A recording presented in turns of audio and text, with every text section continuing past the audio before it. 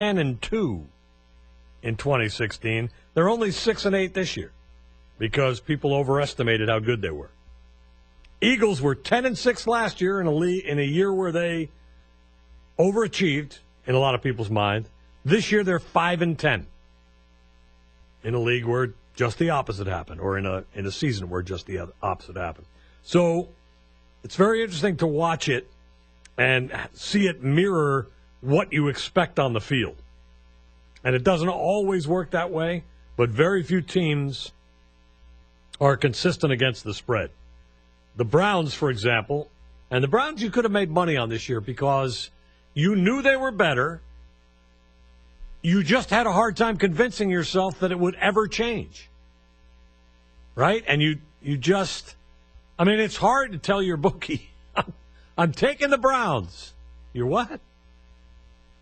But the Browns, let's look at here. Where are they? Okay. In 2016, they were 4-12 against the spread. In 2017, they were 4-12 against the spread. They draft Mayfield and Chubb. They start poorly with Hugh Jackson. People just can't find a way to bet them. And sure enough, this year they are 9-6. So they went 4-12, 4-12, and now 9-6 with one game pending for them. So as a gambler, I guess your point would be try to find the team that is living poorly off its reputation, is much improved. And this league does that for you, right? I mean, this league isn't like the NBA. This league, gives you the opportunity. We told you last night, every season since 2002, at least one team in the NFL has gone from fourth place to first place in their division. Every season since 2002, at least one team has gone from fourth to first the next year. And one year, 3 teams did that. So it's very possible to turn it around. It's very possible to turn it around. Momentum is, a funny thing. But when your team is better personnel-wise than its reputation, you probably have a chance to make money. And as gambling becomes more accepted, legal, etc., and you can ring the register so beautifully, these kind of things are going to be talked about more. And people are going to be looking for them. And, it's not always the good teams. Sometimes, from a gambling perspective. The Bears right now, it's interesting, in the NFC, the best records against the spread are the Bears, Saints, and Seahawks. And the Seahawks, another example. People didn't believe they were any good. Right? So, people didn't bet them. Last year, the Seahawks against the spread were 6-9-1. This year, they're 10-4-1. Turned it around completely. But those 3 teams are all headed to the playoffs, and they are the top 3 against the spread in the NFC. In the AFC, it's the Browns, Chiefs, and Steelers, and the AFC is much more balanced. The best team against the spread is 9-6. The worst team against the spread is 5-10, and that's the Jets. And I don't know how the Jets are 5-10 against the spread. I think that's an indictment because they're not any good anyway. And still, they couldn't cover 5 out of 15 games, or 10 out of 15 games. Pretty bad. 855-212-4CBS, the number. Ben Kirchhoff, top of the hour. Talk college football with him. We'll get into some of these games as the night goes on. We'll talk about some of the things that have gone on in terms of the league. And, again, we will get into the available coaches and who's likely to be hired and how quickly and how the competition for these names, like Mike McCarthy, will be intense. It's not enough to know the guy you want. Can you blow him away so he doesn't go back to the other team and play, back and forth on you, and then you end up musical chairs without any place to sit? That's a possibility, too. Bottom of the hour, let's get an update. Here's Kevin Dexter. CBS Sports Radio. Sports Flash. All right, folks, let's begin with the Camping World Bowl in Orlando. They're in the second quarter. Syracuse has just taken a 14-9 lead over West Virginia. I heard that game is intense. Camping World game? Camping World? Intense. I got it. I mean, are you with me? Abdul Adams. You know the Alamo Bowl is later tonight. You won't forget that, will you? You want to tell everybody your joke? I just want to make sure you understand that the Alamo Bowl is tonight. I tried to forget it earlier, but I just...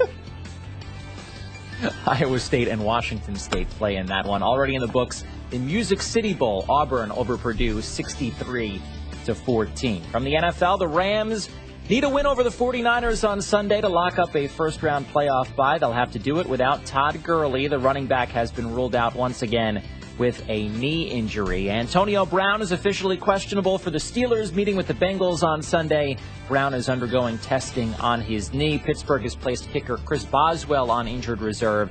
Matt McCrane will kick for them on Sunday. Marcus Mariota questionable for the Titans meeting with the Colts Sunday night. He was limited at today's practice. Odell Beckham Jr.'s season is over. The Giants receiver out for their season finale with the Cowboys Sunday, the fourth consecutive game he will miss with a quad injury. And Bills defensive tackle Kyle Williams has announced his retirement after 13 seasons in Buffalo. Hoops reports say the Cavaliers have signed Warriors restricted free agent guard Patrick McCaw to a 2-year offer sheet, and Lakers guard Rajon Rondo will miss a month after undergoing surgery on his injured right hand. Lakers and Clippers meet tonight in Los Angeles. I'm Kevin Dexter. Hey, clones, Jim Rome here. Join me in the jungle weekdays at noon Eastern exclusively on CBS Sports Radio.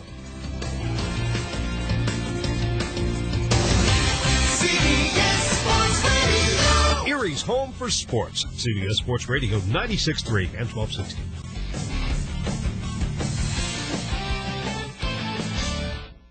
Hey guys, good news. The outrageously expensive Little Blue pill is now generic, which means you can get the prescription medication to treat ED at affordable prices. And Hims makes it extra affordable. Right now, get your first month supply for free. All you pay is just $5 for your medical consultation when you go to 4hims.com/body. After that, it's just $30 for a month's supply. Sure beats paying big bucks for just one blue pill, doesn't it? Plus, you won't need an awkward in-person doctor's appointment to get the prescription. Hims has doctors online who can prescribe the medication, and a pharmacy sends it right to your door. It's affordable, private, and incredibly easy. Nobody likes dealing with ED. Now, thanks to Hims, nobody has to. And that's really good news. To get your first order for just $5, you need to go to this exclusive address, 4hims.com/body.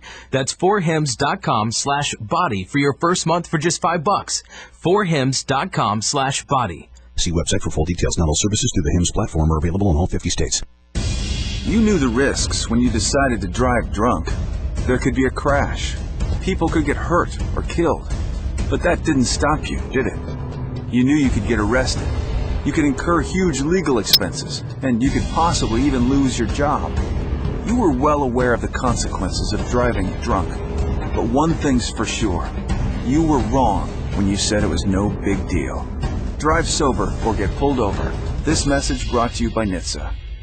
I'm Jay Farner, CEO of Quicken Loans, America's premier home purchase lender. We've created a new way to protect you from unpredictable interest rates. Our exclusive Rate Shield approval. First, we lock your interest rate for up to 90 days. Then, if rates go up, your rate stays locked. But if rates go down, your rate drops. Either way, you win. Call us today at 800-QUICKEN or go to rocketmortgage.com. Rate Shield approval only valid on certain 30-year fixed-rate loans. Call for cost information and conditions. Equal housing lender. Licensed in all 50 states. NMLS number 3030. Additional conditions or exclusions may apply. Hallman has it. Dave Hallman's winter price break on over 60 used SUVs is here. Check out these 4x4s. How about a 2016 Ford Escape? Hallman priced at just $15,995. Or a 2015 Jeep Cherokee, just $13,995. Don't let old man winter slow you down. Consider a 2016 Chevy Traverse with third row seating, just $13,995. Winter price breaks, stellar savings. Hallman has it. Saturday, January 26th, Rainbow Gardens. Over 30,000 wings will be served Over 25,000 fingers will be licked and the beer will be flowing because it's the 17th annual Erie's Best Wing Chicken Wing Cook-Off with Budweiser, Bud Light, and Widget Financial. From 11 a.m. to 8 p.m., Erie's Best of the Best will be cooking up the best wings in the tri-state area. It's still only $10 to get in, and that gets you 10 wings and your People's Choice ballot. The under 2 crowd gets in free. Partial proceeds benefit the Erie Thunderbirds. While you're there, try your luck at some small games of chance. There'll be plenty of pop and beer for sale, and plan on placing your takeout orders and taking your favorite wings home. The Old Sweet Shop will be on hand, selling treats and sweets. Saturday, January 26th from 11 to 8, Rainbow Gardens. 17th annual Erie's Best Wing Chicken Wing Cook-Off with returns with Widget Financial, Budweiser, Bud Light, and CBS Sports Radio 96.3 and 1260. Participants include the 2018 People's Choice winner, Blackjack Sports Bar and Grill, Otis 12 Bar and Grill, and Buffalo Wild Wings. Stock up and save at Kohl's. It's time to spend your Kohl's cash on after Christmas stock up with up to 70% off clearance. Save 50 to 60% on family outerwear, sweaters, and fleece. Save 60% on winter sleepwear and loungewear. And save 70% on holiday trim and decor. Plus, stock up on denim for the family and save big on bed and bath during our white sale. December 26th through 31st, only at Kohl's. Select styles. See store or Kohl's.com for details. My name is Quinn. I'm 21 years old and a junior studying sports management at Mercyhurst University. I'm also a big brother. Jaden is my little brother. He's 11 and lost his father a few years ago.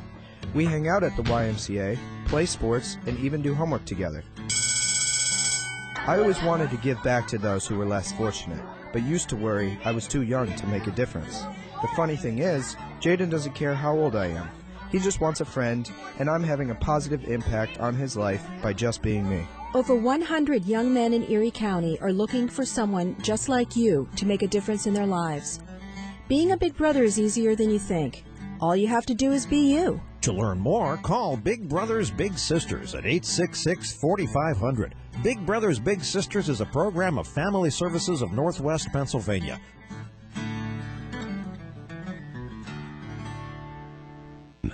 Erie's home for sports. CBS Sports Radio 96.3 and 1260.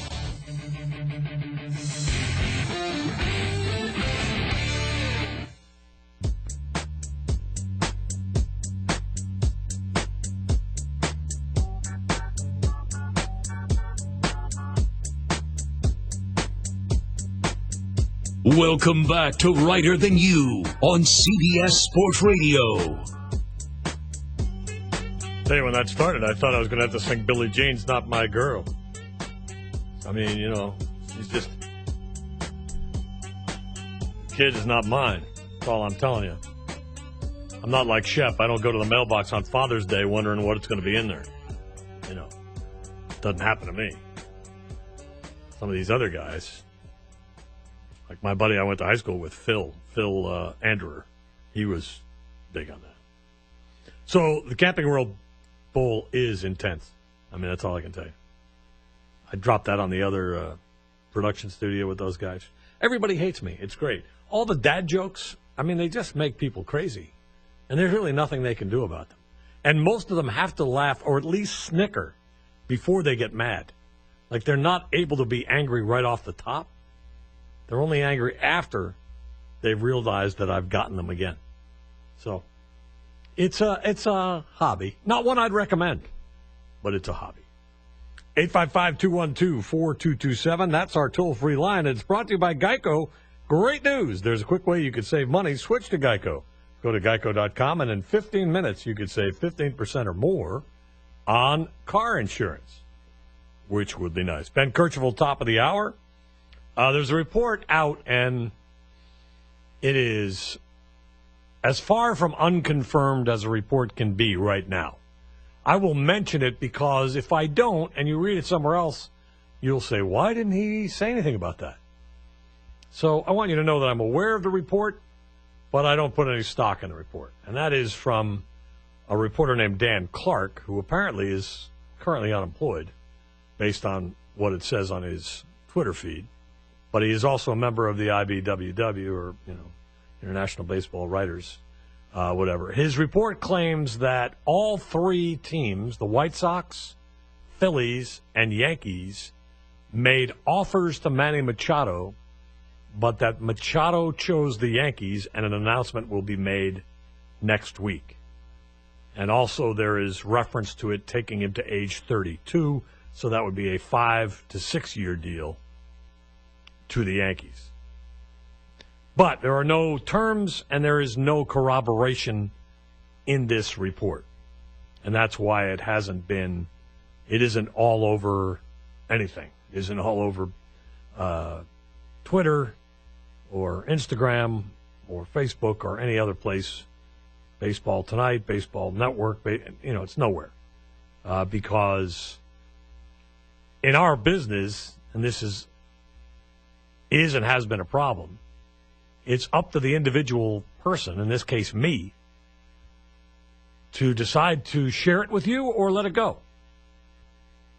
Right? I mean, the nice thing about radio is I think I can explain it in a manner that you can make your own judgment and I can share it with you. In other places, if it's a snippet or a bottom line piece, they don't have enough space in the bottom line to say, someone's reporting this, but we really don't think it's true, and here's why we don't think it's true, because no one else, they're not going to do that. We're going to do that, but they're not going to do that.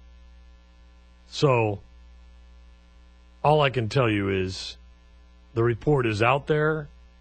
You'll probably read or hear something about it, and that's that until further notice.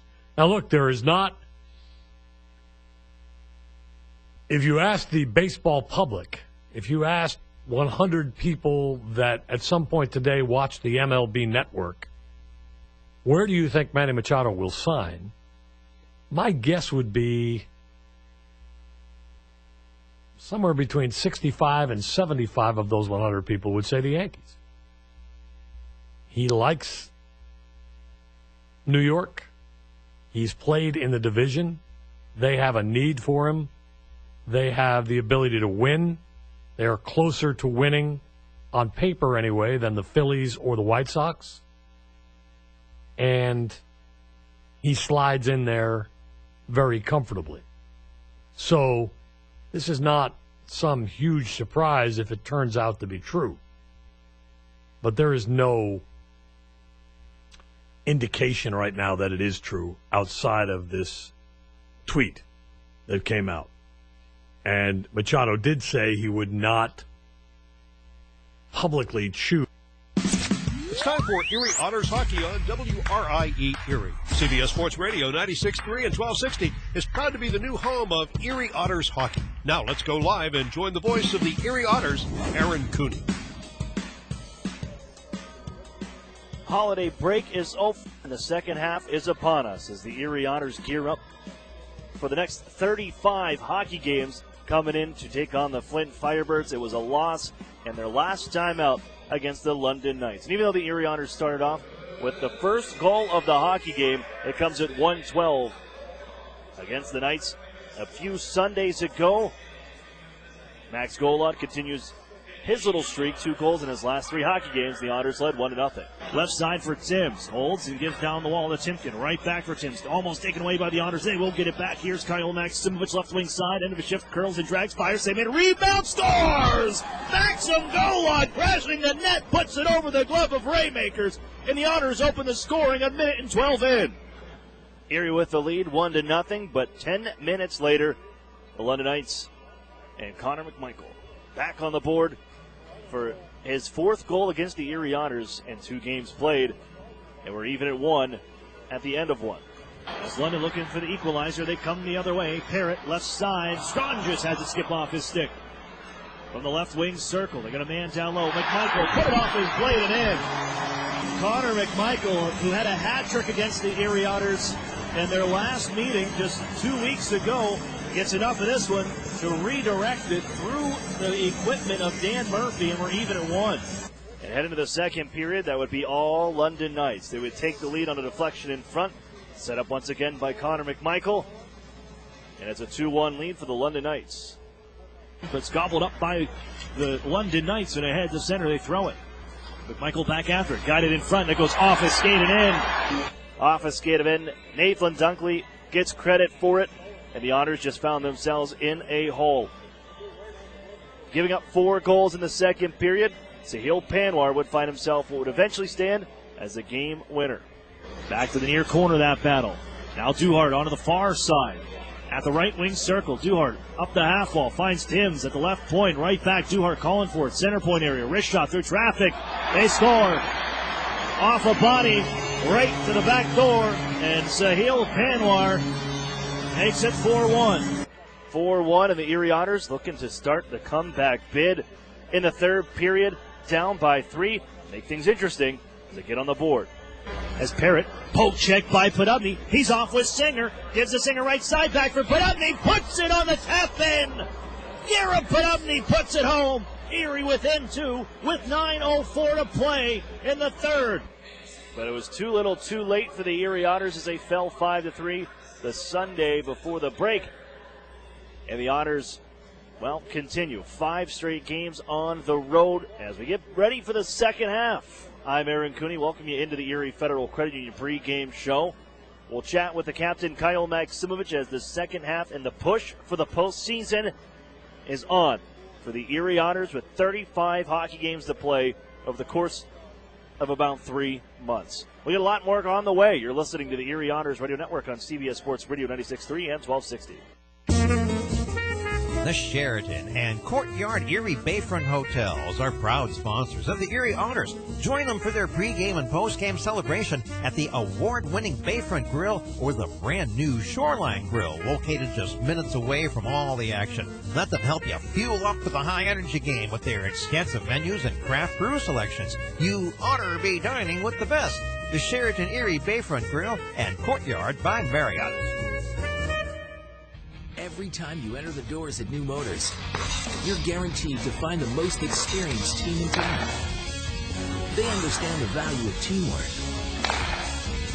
provide great customer service, fight to get you the best price, and at the end of the day, outstanding customer service is our goal. Only at New Motors. When you visit, remember, tell them Larry sent you. Together, Highmark Blue Cross Blue Shield and AHN St. Vincent Hospital are collaborating for cancer breakthroughs. We're sharing insights to help improve treatment times and results for you and your loved ones. For certain types of cancer, radiation treatment times have been cut in half and achieved the same level of success, exposing patients to less radiation and giving them a chance at a quicker recovery. Highmark and AHN St. Vincent. Together for health, together for you. Visit togetherforerie.com to learn more. It's brand new and a classic, the Mitsubishi Eclipse Cross. This CUV delivers direct injection, turbocharged performance with super all-wheel control. Its dynamic design comes in great colors. Technology includes blind spot warning, lane change assist, and rear cross traffic alert. The all-wheel drive Eclipse Cross now has 0% financing for 60 months and $500 APR cash. And watch it turn corners and head. MSRP 26025, 0% for 60 months of approved credit and alley bank financing. May not be combined with factory rebates, $500 APR cash only with 0% financing. The new home of the Erie Otters, WRIE Erie, CBS Sports Radio 96.3 and 1260. Welcome back inside the Dordt Federal Event Center. I'm Aaron Cooney. Welcome back for the second half of the Ontario Hockey League season. And this year, we're making the push for the postseason. The Erie Otters just 2 points out of a playoff spot. Lots of hockey to go. 35 games left for the Erie Otters. Everybody's right at that midway point when you take a look at the standings. This is the Erie Federal Credit Union pregame show, and the Erie Otters kicking things off in the second half on the road. And here a Michigan swing as they'll have the Flint Firebirds for the final time this season. Erie already with 3 victories over these Flint Firebirds. The last time they were in this building, it was a bit of a slow start for Erie to get going, and they admitted that as well and allowed some bad goals to start. Dan Murphy had to come in and replace Noah Battaglia. The Erie rallied from there and got the overtime winner from Jamie Drysdale to pick up the 2 points over the Flint Firebirds and stay 3-0. So they won the season series already and looking for the season sweep over the Firebirds. And then Erie will finish this thing up in this little road trip through Michigan. Saginaw Spirit tomorrow at 7:05. And we'll also have that one for you as well. But tonight, Otters against the Flint Firebirds, the two teams at the cellar of the Western Conference. Erie 13-19, 1-0. 27 points, 5th in the Midwest Division and 9th in the Western Conference. Let's take a look at our Marshall Marsh Real Estate Services lineup. As Erie will go with Dan Murphy, 12-14, 1-0. A 3.92 goals against average and an 8.75 save percentage. Murphy, Erie's workhorse between the pipes, 4th in minutes played with 1,578 so far this season, and he's only a couple of goaltenders ahead of him. Jacob Ingham for the Mississauga Steelheads leads the way, and that's probably going to continue that way. Behind him, Hunter Jones with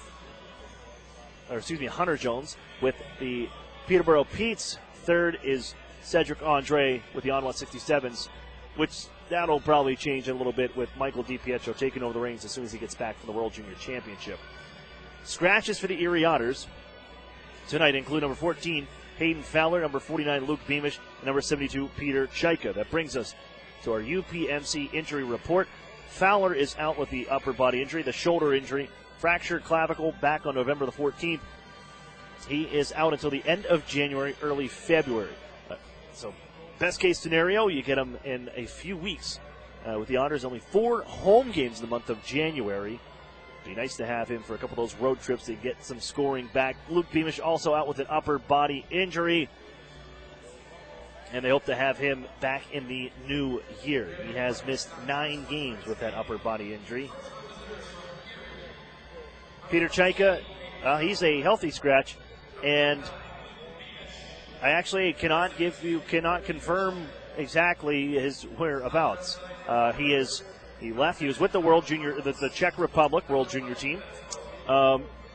He was on the preliminary roster. He's not on at least the final roster. They have 21 on their final roster on the IIHF World Junior Championship website. And then, really, the team hasn't had contact with the Czech Republic team. So, we haven't heard if he's made the team or not. He didn't play in either of their first 2 hockey games. So, Peter Chaika, we're assuming, going based off of his Instagram account that I saw. He posted a part of his story at Rogers Arena in Vancouver during their first game. So I'm going with he's still with that Czech team. Maybe they're just going to hold on to him and keep him around. Take it all in and expect to see him on that squad next year. But that just means he's not available to the Erie Otters, and that's unfortunate because he had a hat trick in this building the last time out against these Flint Firebirds. Let's take a look at the Firebirds and across the ice. 4-29, 2-0, 10 points on the year, 5th in the West Division, 10th in the Western Conference, 20th in the Ontario Hockey League. Scratches for the Firebirds include number 30, Emmanuel Vella,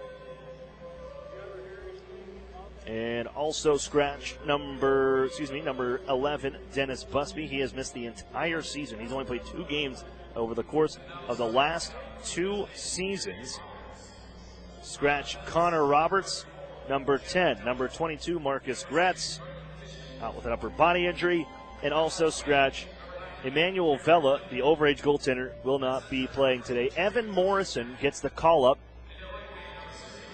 He was called up when Luke Kavlin was suspended. It's 5-game suspension that was given to him for the puck over the glass penalty. Shot the puck after a goal into the crowd. And then after serving that, he returned to pick up their 4th win of the season, his second. Evan Morrison, though, gets the start, 0-1 on the year with the Firebirds. 3.06 goals against average and an 8.85 save percentage. Spent time this year with the Listowel Cyclones, went 3-3 with a 3.78 goals against average and an 8.86 save percentage so far this season as well. So Evan Morrison, the start. Pick number 300 in the 2016 OHL priority section. Pick number 301, Dan Murphy going for the Erie Otters. Kyle Maximovic, he's in year number 5. He's got 35 games left in his regular season career in the Ontario Hockey League. I caught up with him before the hockey game. We'll chat with the captain when we come back. You're listening to the Erie Otters Radio Network on CBS Sports Radio 96.3 and 1260. Jerry just gradually got worse and worse. Our doctor said the only thing that could save you is a live donor. Karen's husband Jerry had end-stage liver disease and needed a transplant. Our oldest daughter said, Dad, I'm a match, let's do this. UPMC is the only hospital in the region that does living donor liver transplants. UPMC saved all of our lives. My girls still have their dad. I still have my sweetheart. I didn't choose to have my liver fail. I did choose UPMC. Every time you enter the doors at New Motors, you're guaranteed to find the most experienced team in town. They understand the value of teamwork, provide great customer service, fight to get you the best price, and at the end of the day, outstanding customer service is our goal. Only at New Motors. When you visit, remember, tell them Larry sent you. Over the years, technology has greatly improved the productivity of the business office. From faxes and copiers to multifunction printers, now we just don't know how to get things done without them. That means you need a reliable printer copier and a dependable service plan. That's why you should trust Cooper Business Machines. They are Erie's only authorized dealer for sharp document systems. And most importantly, they'll maintain your machine so that it continues to, well, work. Just like your car, it needs regular maintenance and parts need to be replaced regularly. If your copier isn't properly maintained or you're not getting toner in a timely fashion, then you've been reminded of what it's like to work in the dark ages. Don't wait any longer. Your business requires dependability. Shouldn't you expect the same? Cooper Business Machines, Erie's only authorized sharp dealer and service provider. Helping you get back to business since 1980. Online at cooperbusinessmachines.com or call 456-7585. The new home of the Erie Otters, WRIE Erie, CBS Sports Radio 96.3 and 1260. Welcome back inside the Erie Federal Credit Union pregame show. Aaron Cooney here, joined this time by Erie Otters captain and forward Kyle Maximovich. And Kyle, well, how was your break? It's nice to kind of just relax a little bit. I know the season can be so grueling at times, especially the way that the beginning of December kind of ended. But for you guys and for the rest of that group, how's the team feeling? The team's feeling good. I know I've talked to a couple guys. They really enjoyed their break. Spend time with their families and kind of recoup and get some of that energy back that we exhilarated, or whatever you want to call it, over the first half. How do you evaluate that first half for you guys, for your group? I mean, you did hit the win plateaus earlier than last season. There's more road wins as well. How do you look at your group, and how do you see them moving forward? I think we had just an average first half. We can definitely do better. We can definitely hit new highs. Obviously, it was good hitting that road win plateau that we had last year. Looks a lot better doing it in the first half, and I think we're going to keep rolling here in the second half, and the boys are ready to go. What about for you, for your career? I mean, you look at it, and it is year 5, and it's now you're on the back 9 to say with 35 games left. If you're looking at the Otters schedule, what do you look to accomplish for yourself? I just want to. I know there's a couple records I can chase in the Otters. I think that'd be awesome personally, but just for the team, I want to get the team to a playoff position and help out the team the best I can, and finish off my OA year strong. What would that mean to you to get this team back in the postseason? I mean, obviously last year the hiatus after the 50-win seasons, and now you're guiding such a young group, and to get them and position them for success, what would that mean to yourself? I think it'd be, personally it'd feel amazing, just getting the boys back to the playoffs and, showing them what it's like to be in the playoffs. I mean, it's a great atmosphere, very intense and grueling, but, it's one of the funnest times of the year. So just to help the team get back there, I think it'd be awesome. Now this group does enter in here. You got the Flint Firebirds one more time around. The last time you were in this building, it's a bit of a up and down kind of hockey game. You guys come back and tie things up and then win in overtime. How do you prepare for a game that you guys did some pretty entertaining ones here the last couple of meetings, but coming right out of the break, how do you get the gears going and get right back into game mode? I think just keep it simple right off the hop. Obviously last time we were here we had a rough start, but keeping it simple and just doing the little things till we get our legs back and we get that coordination back within our game, I think will be the key. All right, thanks, Kyle. Have fun here tonight. Yeah, thanks for having me. That's Kyle Maximovich of the Erie Otters. Face Off is next. You're listening to the Erie Otters Radio Network on CBS Sports Radio 96.3 and 1260. Together, Highmark Blue Cross Blue Shield and AHN St. Vincent Hospital connect care managers and personal doctors to simplify your care and give you peace of mind. We're teaming up to make sure members with complex health conditions like diabetes and heart disease have a dedicated care manager working with their doctors to make sure they get the right care in the right place at the right time. Highmark and AHN St. Vincent. Together for health. Together for you. Visit togetherforerie.com to learn more. When you have a great name you can trust, you know where you can get a great used car with guaranteed credit approval. Erie Auto Credit, the home of guaranteed credit approval 100% of the time. Stop in today or go to erieautocredit.com.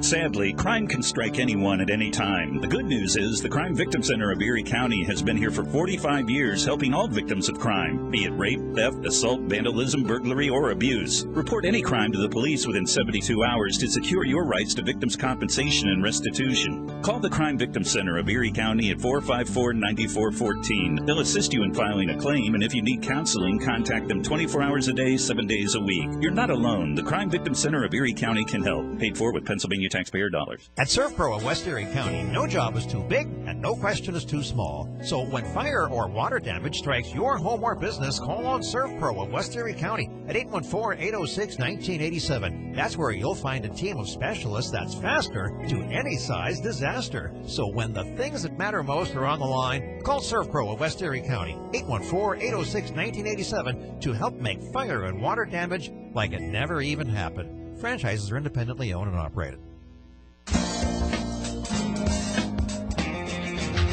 When you need a loan and you don't know where to get it, you gotta call Erie Auto Credit, Erie Auto Credit, and ErieAutoCredit.com. The new home of the Erie Otters, WRIE Erie, CBS Sports Radio 96.3 and 1260.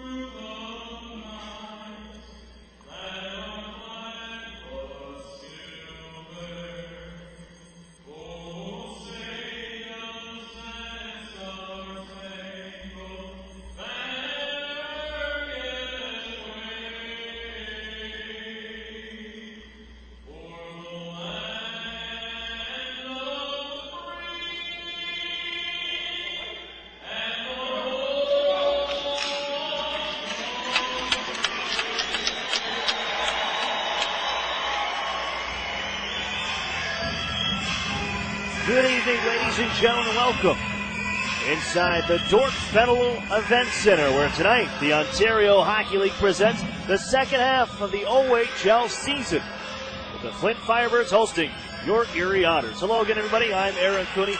Tim Wilson short to join us here in just 1 second as we get set for this broadcast. Otters and Firebirds final time this season. Erie has won each of the first 3 matchups so far this year. Daniel Murphy will get the start for the Erie Otters, 12-14, 1-0, a 3.92 goals against average, an 875 save percentage. We're going to get the selfie in with Tim, and we're set to go on the broadcast side. Tim, thanks for joining us here. Second broadcast for us to get together. It's only been a couple weeks, few weeks.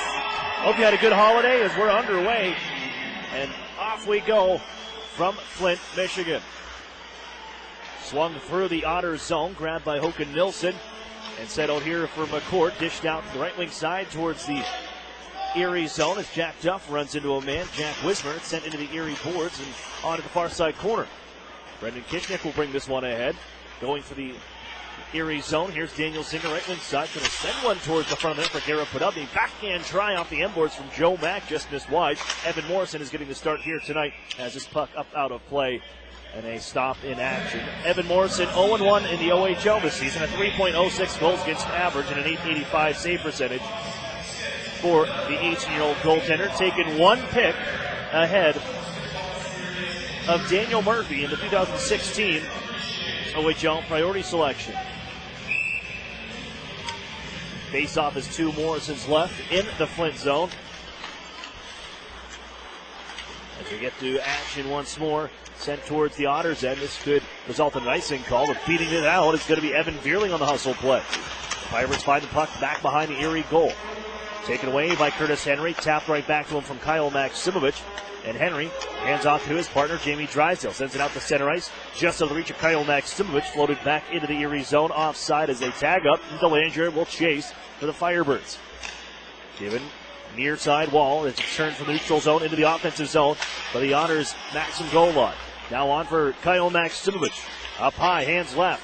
Couldn't reel that one in. Curtis Henry and swept down the boards into Erie territory.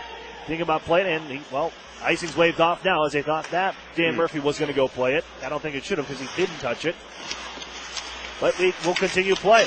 Holmes chases down to the near side corner of the Otters zone and grabs the puck, charges behind the Erie goal. Hunter Holmes hits the brakes.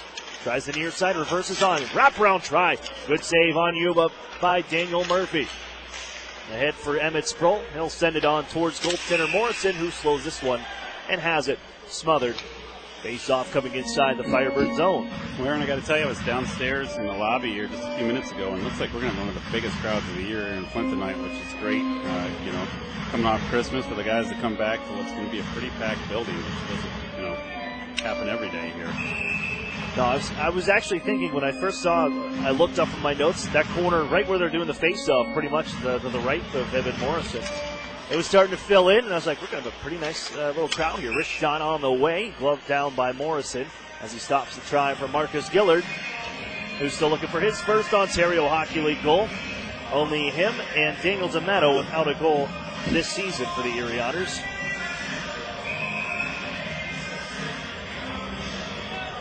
As D'Amato, Brendan Sellen, and Elias Cohen hit the ice. Cohen, goals in each of his first 2 hockey games. Goals in his first 2 or 3.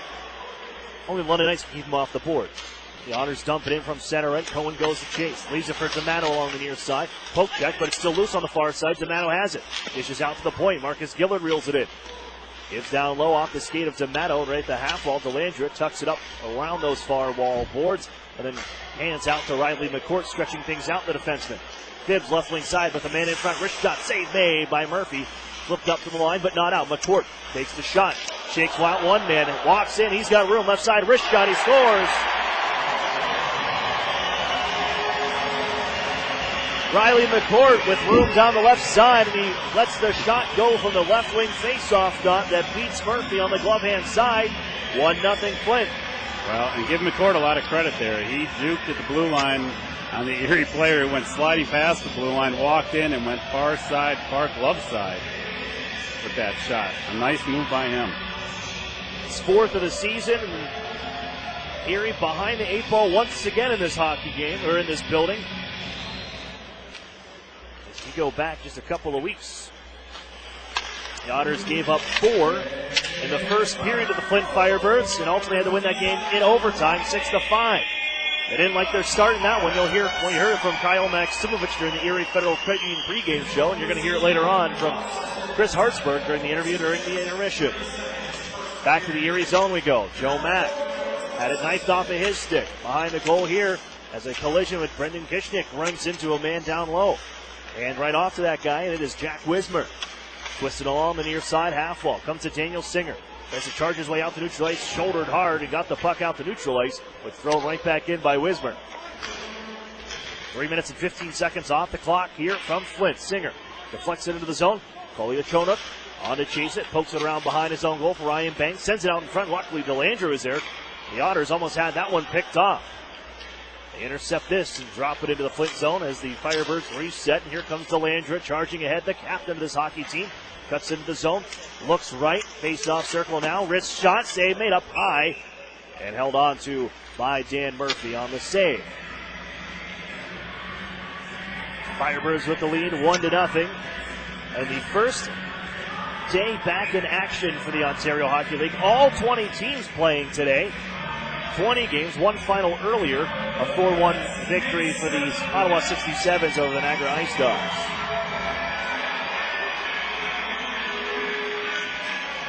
Erie trails 1-0 early. Firebirds ahead on the goal. It just went in here by Riley McCourt. McCourt chase. Maximovich after him as well. They had a pretty feisty couple of games right before the holiday break. Maximovich and Riley McCourt. They got reacquainted there. Maxim with the puck out at center ice. Hands to Chad Yetman right side.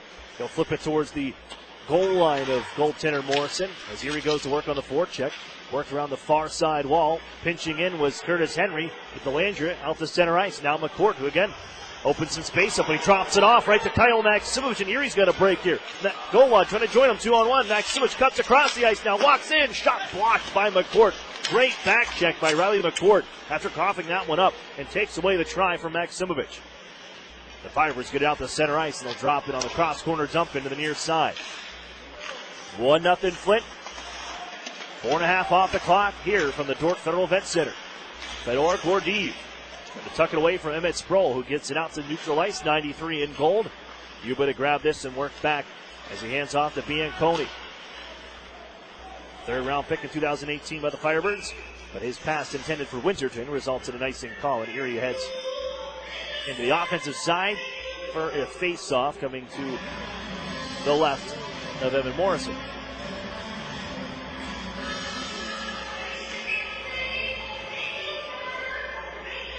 Shots 4-1 in favor of the Firebirds here early.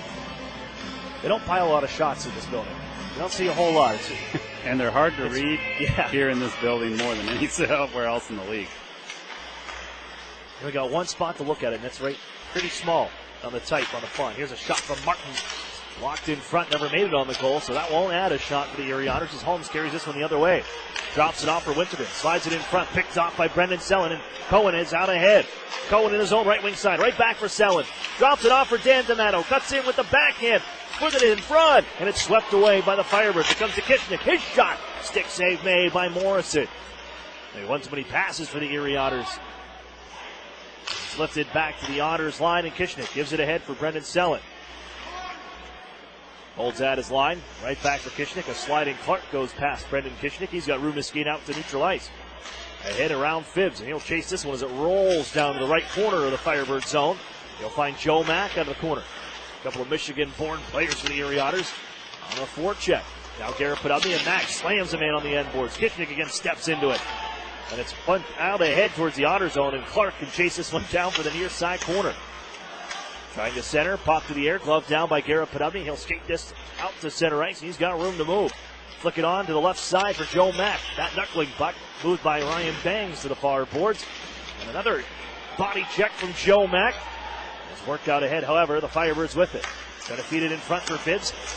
Blocked partially by Garrett Podubny, but they still get it on goal. And Murphy has to make another stop. Here's Podubny. Drysdale's going to join him. Podubny walks on right side, little drop pass for Singer. That's out of his reach. It's Delandria takes over. On the near side wall, it's 53 in white, Ty Delandria.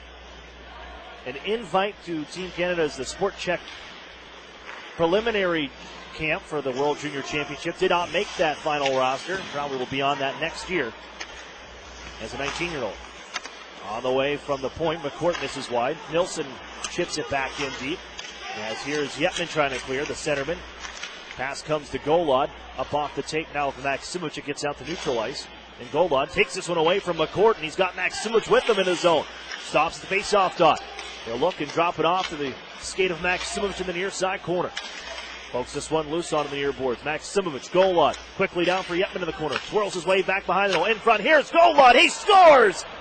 Max Golod on the board, ties it up for the Otters, and it's 1-1 from Flint. What a beautiful play behind the net by Chad Yetman, setting that up, and what a shot there, just getting inside the post on the glove side there on Morrison. Pretty play, down low. Sure, these are two that both these teams would like to have back from how these goals were scored. As that one, you're right, it's just enough room to sneak it in on the short side. But great work by the Otters on that cycle. Whew. He did not have much place to put that. Morrison pinned up along the near side post. Golod able to sneak it through. We're even at 1. This is always an interesting game, this first one after the holiday break. You kind of never know what team's going to kind of show up, what guys are going to show up and get right back in the game mode. Here's Delandria, poke check, gets it back in the left circle, throws it in front. A centering pass. The body's all over the ice right now in front of the Otters' net. They swing it towards the goal. And Murphy covers up. He had a tripping call that probably could have been made as Delanger was knocked down. Then Sproul right after that was tripped up. So you kind of wash those out, and eventually Murphy slows it down. When I think Flint, you know, obviously we know what the first half of the season was like. They're coming in here tonight. Maybe it feels like, you know, it's the second half start over, and knowing that they're going to have a lot of people in this building tonight is probably a pretty good feeling for them to start the second half here. Coming off of a 7-1 victory in Kingston. As a nice little Christmas gift for the Firebirds right before the break. And now looking to make it 2 in a row for the first time this season. Even at 1 right now. Here's Kishnick of the Otters. Sends it in offside and touched up by Erie. Face off on the way from the neutral zone. 12:01 to play first period. 1-1 here from Flint. 10 days off for the Erie Otters. And I asked Kyle Maxim, if you listen to the interview, and you know, how do you get right back into things? For Erie, and unlike Flint and some of these other teams, well, Erie had to travel, so you can't skate until the day after Boxing Day. So you can't do anything. The team's going to come in. You can't really get a practice in. The Otters. Kishnick lays out Holmes again. And he goes down hard in the Otters zone. As we get back to action, the whistle will sound. Wow. And that's the second time that Brendan Kishnick is absolutely leveled Hunter Holmes this season. Opening night, he laid him out with his head down in neutral ice. This time, he catches him with his head down in the tracks in Erie territory. And a beautiful open ice hit. You know, it's funny, I was talking to him about that before the game, joking around, and I think it was the first game of the year. Was it the first game of the year against Flint? I was watching from home, and is that who he hit? It was Holmes. Game, boy, and you don't forget being hit by that like that in this league today. That was a quite a hit to open the season. This one right here, deep in the Erie zone. Yeah. People will be looking for Brendan Kishnick the rest of the night, keeping their heads up. And a beautiful, clean hit, though. Yeah. You know, and he's not a big guy. Oh, that's so, he packs a punch at 5'8", 175. Here we got a replay of it here. As Holmes tried to cut to the middle of the ice. And Kishnick catches him as he tried to make that move, cut to the middle. And on that replay, they pause it. It looks like their helmets collide. We get one more look on our monitor.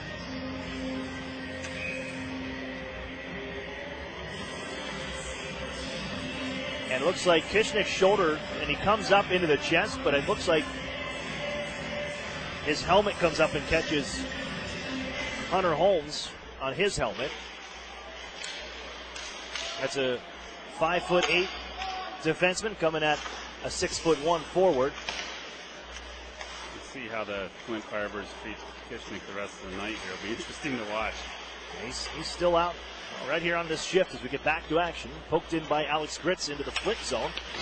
As Gordeev puts Gritz onto the end boards on a body check. The Otters come roughing up. Here's Sproul on a steal. He's going to walk in. His shot. Morrison to save from the right wing circle. Suddenly we've got a physical game here in the last 30 seconds. I like it. A lot of energy out there. You know, the guys should have a lot of energy after the time off, and we might have a heck of a contest here tonight. I was going to say, I mean, you've been skating with your buddies for the last 10 days. No real body, and Joe Mack came out here, kind of set the tone early with that 2 big hits on his first shift. One on the end boards, one on the far side of the Flint zone while he's on the forecheck. Kishnick loads that one, and this could be fun. Only 9 minutes into this hockey game, tied at 1. Erie back to their own line. Floated ahead for Elias Cohen. Resulted in icing calls. Cohen couldn't handle that one with a lot of air on it coming from Curtis Henry. And the draw will come back into the Otters territory to the right of Dan Murphy. 1-1 if you're just joining us here. Max Golot on the board, his 3rd goal in 4 hockey games. As he's got the monkey off his back and his 6th of the season, even thing up here at 1. Henry hands off to Brendan Sellen. Tossed out, poked in by Elias Cohen. He goes to chase here with Kolyachonok. Back behind the net of the Flint Firebirds. Poked along the near side wall. Rolls up the dasher. Clark's going to move ahead. Drysdale trying to get back to join Clark as Clark walks in. Shoots! Saved by Murphy. Looked like there's a little room on the short side. Fortunately for the Otters, squeezing the arm as Dan Murphy makes a stop and gains a whistle as well.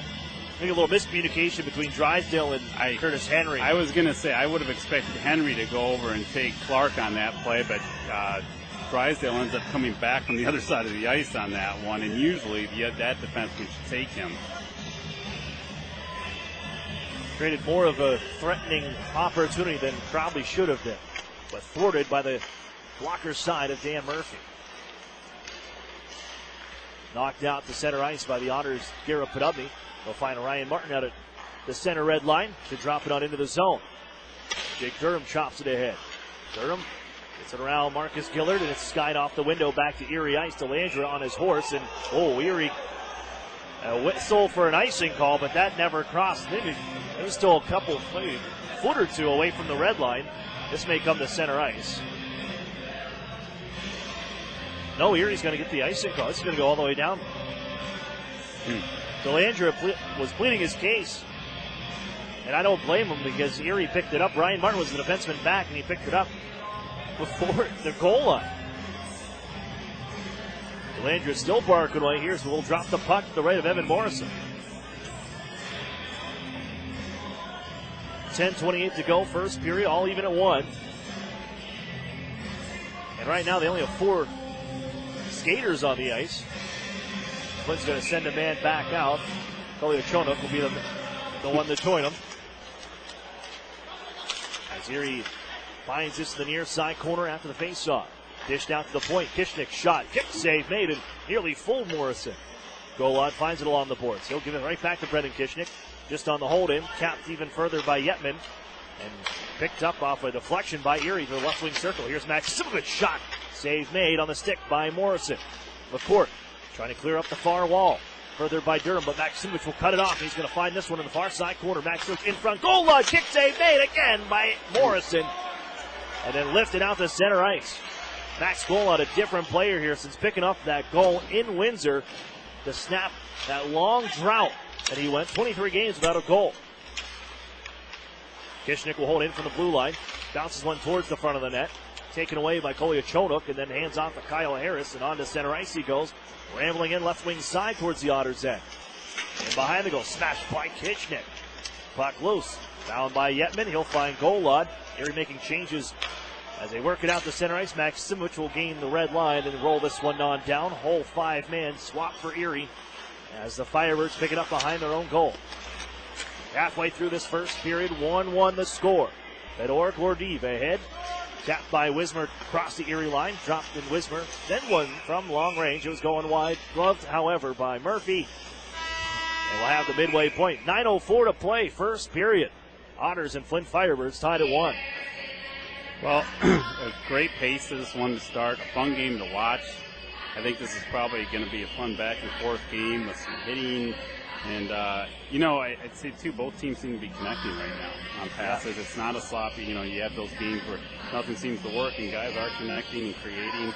So this is a great way to start the half here. Otters fans will remind you, real food, real beer, real historic atmosphere. That's what you'll find at the Brewery at Union Station, Erie's original brew pub and restaurant, located downtown at 123 West 14th Street. That's the Brewery, proud sponsor of the Erie Otters. Yeah, you're right, to be connecting and have this level of energy right up. Again, 10 days off for the Otters, similar for the Flint Firebirds, as they finish things off on a Sunday as well. But I was kind of expecting maybe a feel-out process to find the legs underneath everybody and get back into it. No, this is balls to the wall right off the start. Yes, it is. Pent-up teenage aggression, if you will. Here's a face-off win for Flint. For Gordiv left side, sends one that was sailing wide, kicked away, however, by Murphy, and now into the corner. Firebirds with it. Beerlich coughs it up to Hoffman. Hoffman just dishes it along the near side wall of the Otters end. And up into the air where it's gloved by the Firebirds. Moved ahead, however, by the Otters is Alex Gritz. There's some help from Hoffman. They get out to center ice. Sent into the zone by Emmett Sproul. Hoffman chasing, but it's moved to Vierling along the near side wall. Gritz comes charging in. He keeps it alive for Erie. Sproul to chase back behind the goal. Picks it up on the backhand. Protects as he skates onto the far side circle. Drops it off along the left wing. Erie after with Hoffman, but it's moved ahead. Picked off by Sproul. He gets it right back. Sproul throw it in front, and there's nobody home, but it's off the far side wall and out to center ice on the dish. Henry takes over for Erie, finds Emmett Sproul, and now just ladles this one ahead to drop it in for Dan D'Amato, and the two other forwards head off on this line to shift and bring on the fourth line for Erie.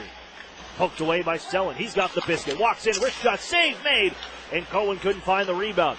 Gathered up by Clark, and he charges out left wing side. Flips it around Ryan Martin and back behind the Erie net. Chopped by Clark to the far side. Drop it in behind the net. Clark will find it there. Poke check by Dan D'Amato, loose to the corner. Shrugged ahead by D'Amato and Elias Cohen. It would have moved up the wall, but not out as Phibbs keeps it alive. Clark back behind the net again. Has the handle. Gives to Håkan Nilsson at the blue line. His shot blocked by Selin. Tries to get moving. Motor out ahead. He draws a penalty, but Erie's in 3-on-1. Selin for D'Amato. Shoots. Saved by Morrison. And the rebound picked up by Flint for the touch. And Erie's going to the power play with 7:27 to go in a tie game at 1. On a great chance for the Otters there. It turns into a 3-on-1. And going back to the trailer there for the shot, but coming up with the first power play of the game here.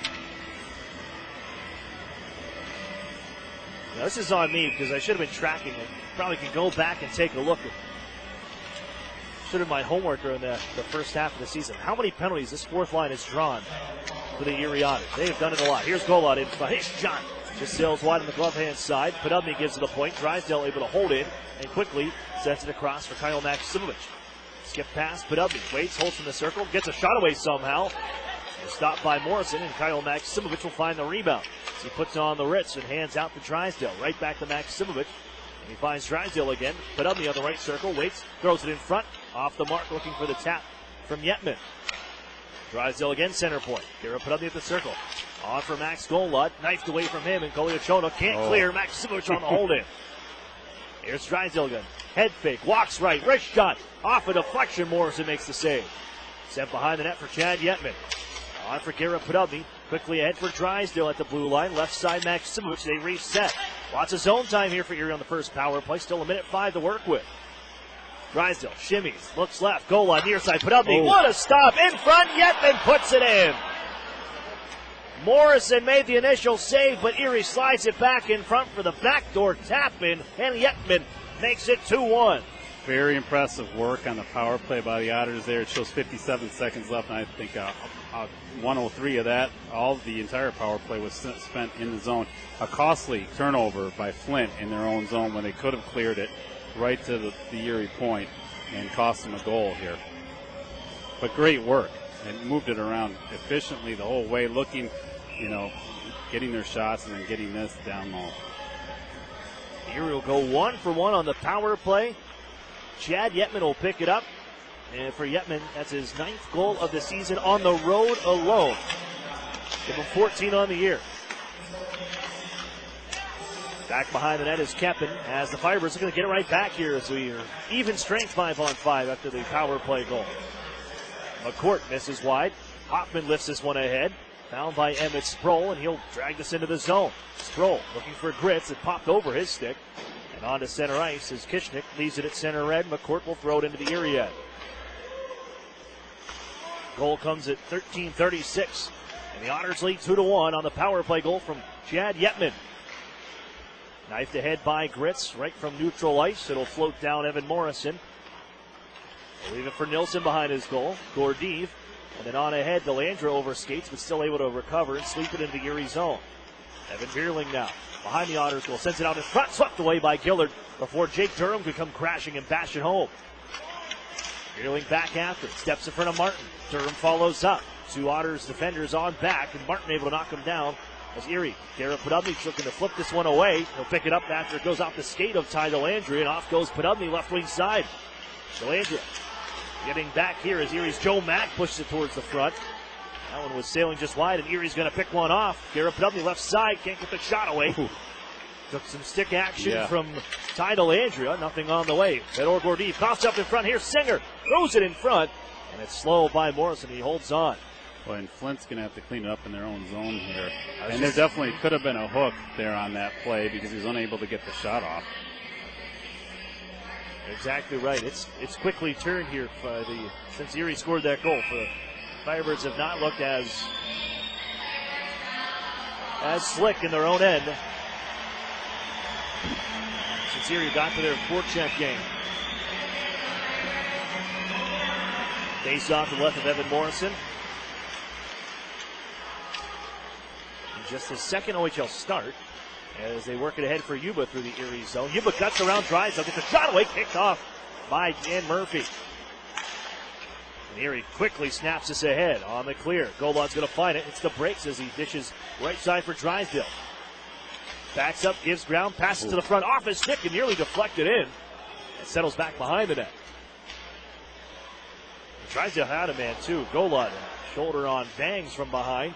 Hits the near side boards. And Erie touches up, brings it right back in. Max Golan along the right wing circle. Tapped it on for Kyle Maximovich. Head up as he looks, dishes off to Jamie Drysdale, the Otters' 16-year-old defender. Almost had it taken away, and they do grab it. Winterton able to work ahead with Holmes, who's back out here, which is good to see after taking the heavy hit from Kishnick. Erie with a steal. Look to tuck it into the zone, and some changes made on the Otters side with personnel. 4 minutes to go in the hockey game. Erie ahead 2-1. Chad Yetman with the go-ahead goal. Here's Jack Duff in some trouble. 2 Firebirds on him. Phibbs takes it away, throws it in front, right to Brendan Kishnick. Going out ahead for the Otters. He'll drop it towards goaltender Morrison, who will hold on and gain the whistle with 3:37 to play. Shots 14-11 in favor of the Erie Otters now. It took them a little while to get going. Only 1 shot on goal through almost 5 minutes of play.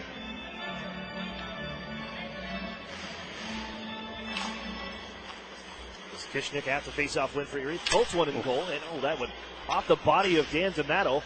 Another pad stop for Evan Morrison. Erie holds in. Kishnick shot. Stick save made by Morrison right off the shaft of the stick. Here's Dan D'Amato on the forecheck. Load it down low for Brendan Selland. Shouldered into the corner. Kolyachonok trying to tee him up. Selland and D'Amato. Also now up towards the point. Jack Duff nicely keeps this alive. Battling with Kolyachonok, gets possession, finds Selland, looking to tuck it in front for D'Amato. Skipped off the stick, deflected by Flint, and off they go. Ty Delandria right wing side. Delandria drop pass, picked up by Clark at the circle on the right side, spins away from traffic. Looks for a passing option now.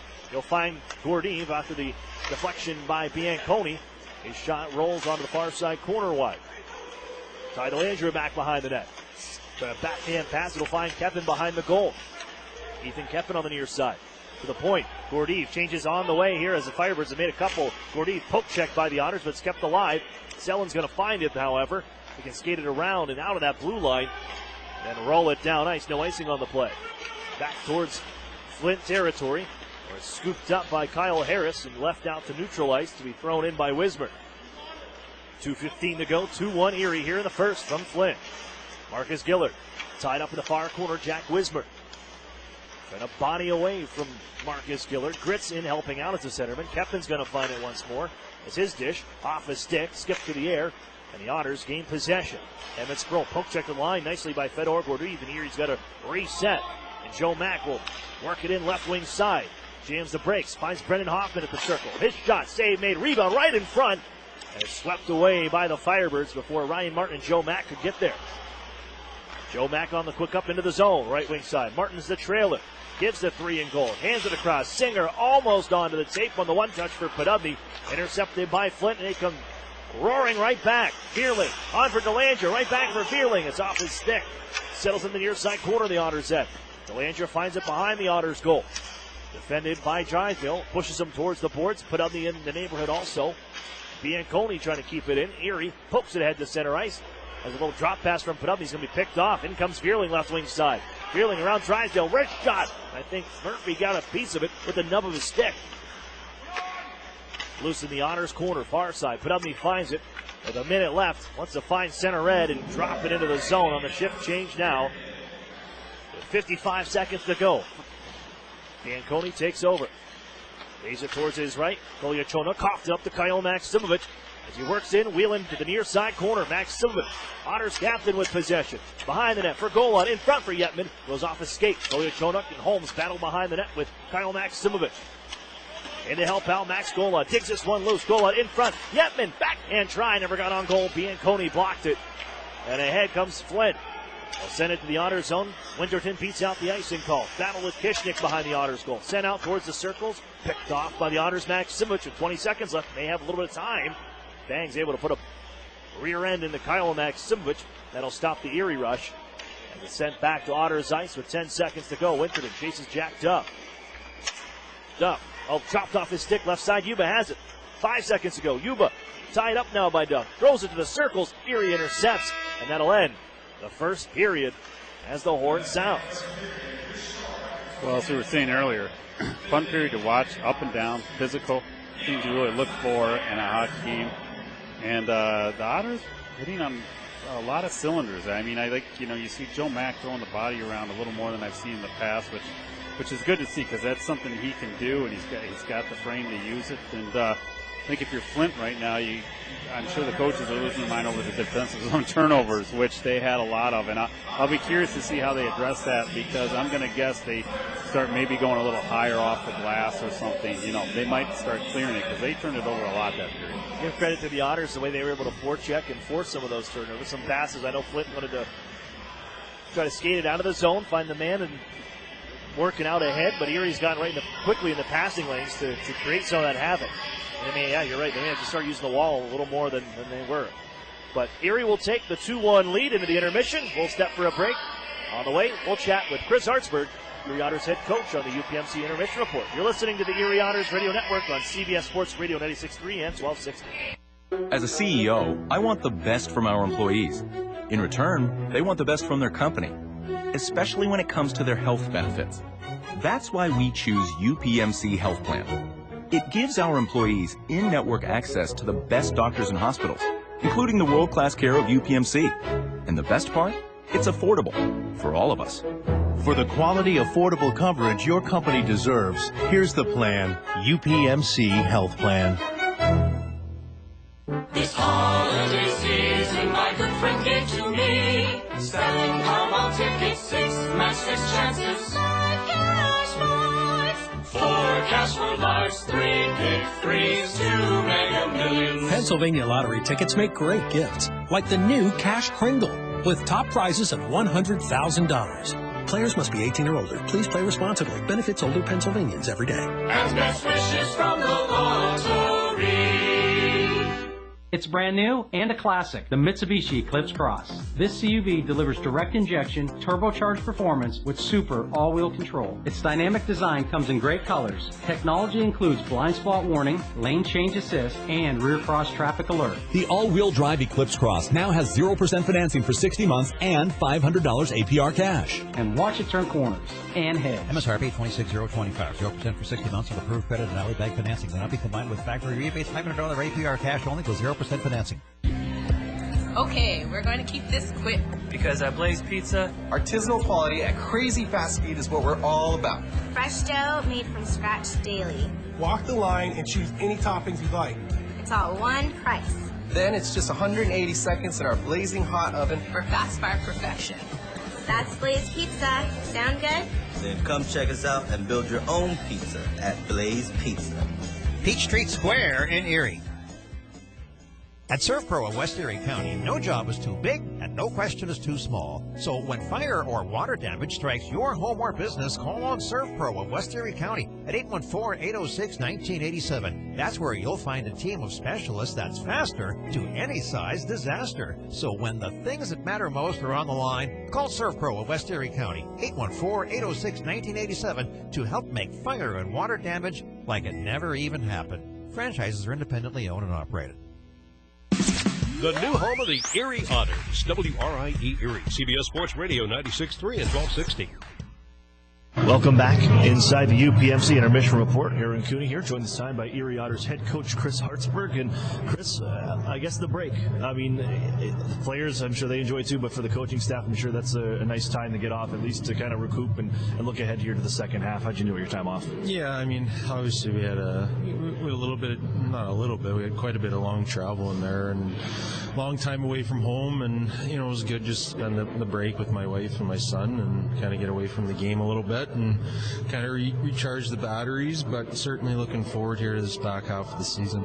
And when you look at, just look at that schedule, I mean, we had the road trip to end things, and then right back onto the road, and then you look at the schedule of January, you only got 4 home games to go with it.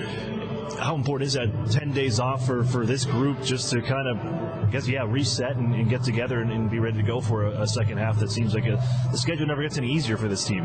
No, and I think, again, I stress the importance of them getting home, spending time with their loved ones, and having quality time with their family, and, getting away from the game a little bit. Obviously we've had our ups and downs here this first half, and, I think it's important to really stress the importance of what we've done well and try to build on that and try to make that something that we're continuously doing. And I think when we played our best, we've had 4 lines going, we've skated, we've competed, and when we haven't, we've gotten away from that. And I think it's going to be on us here now in the second half to be more consistent in those areas and be better. So is the halfway point, everybody kind of seems just to mark it there with the holiday break. How do you evaluate the first 33 hockey games that this team was at? Is this where you expected this team to be, or is this team behind maybe a little and where the group anticipated to be at come halfway through? Well, I think we didn't anticipate, missing, depth or important players in our lineup. I think, our depth has been challenged here a little bit with the injuries we've had, and, I think it's given guys opportunity to play more at this point than they probably would have had we not been banged up there. And there's good and bad to it, and certainly we've seen growth and players feel more comfortable in the league. And then the other side of it is, obviously we're not as successful as the standings would indicate, but in saying that, we're still right there. I mean, we're within striking distance of Kitchener and Windsor, and we feel like we're as good as those teams. Now it's just a matter of certainly getting healthy, but on the other side of it now, not in the mind of, I'm a first-year guy, or, I'm just finding my legs. Now you're halfway through it, and you got to buckle up and be ready to play. Do you expect that now? I mean, with that, it's funny because you go and look at some of the guys you mentioned that had more opportunity, guys like Marcus Giller, Brendan Kitchnick, and even the forward group that's your 4th line. They've been playing 20-plus games. When you enter the second half, do you expect, and you said it from the beginning, that second half is going to be our best hockey. Do you expect them now to head out there knowing I'm an OHLer and now we have work to get done? Well, absolutely. I think there's certain parts of our game we got to shore up here and be better at, but I think, in a sense of, guys worrying about things they probably shouldn't be worrying about at this point. I think some guys get so focused on the points and the goals, and, I think a lot of guys had success earlier because they weren't worried about that. They're just worried about staying in the lineup and playing the right way, and, and that kind of happens a little bit when you are short bodies, and, you're kind of forced your hand and you have to play guys, and, they lose sight of why they're in the lineup, and, I think those are the things we got to get back to at times. But, in saying that, it's, we should be excited about our second half. We have a lot to play for. We have a lot to show, and certainly there's a lot of belief in our group, and it starts with our staff and our general manager, and we know we can play with teams. We just got to find consistency, and, in certain areas, like I said, certain areas of our game have to improve. Now, you started the second half on the road. You can't do much until after Boxing Day. How do you get a team prepared in such a limited space and time to travel and also be ready to play a hockey game, and 2 of them on the road? Well, I mean, first, you get them into town, and then you got to make sure you get their legs going a little bit. I mean, some guys skate, some guys, take it easy, and I don't have a problem with either way. I think it's just a matter of making sure they're understanding our structure, and we're getting those details hammered out. And now it's just a matter of managing ice time and not overextending ourselves and giving ourselves those 30, 40 seconds hard and getting off and flowing through our lineup. But, you can't really make up the 10 days. You just got to hope that the rest benefited them, and hopefully their energy's there when we get dropping the puck.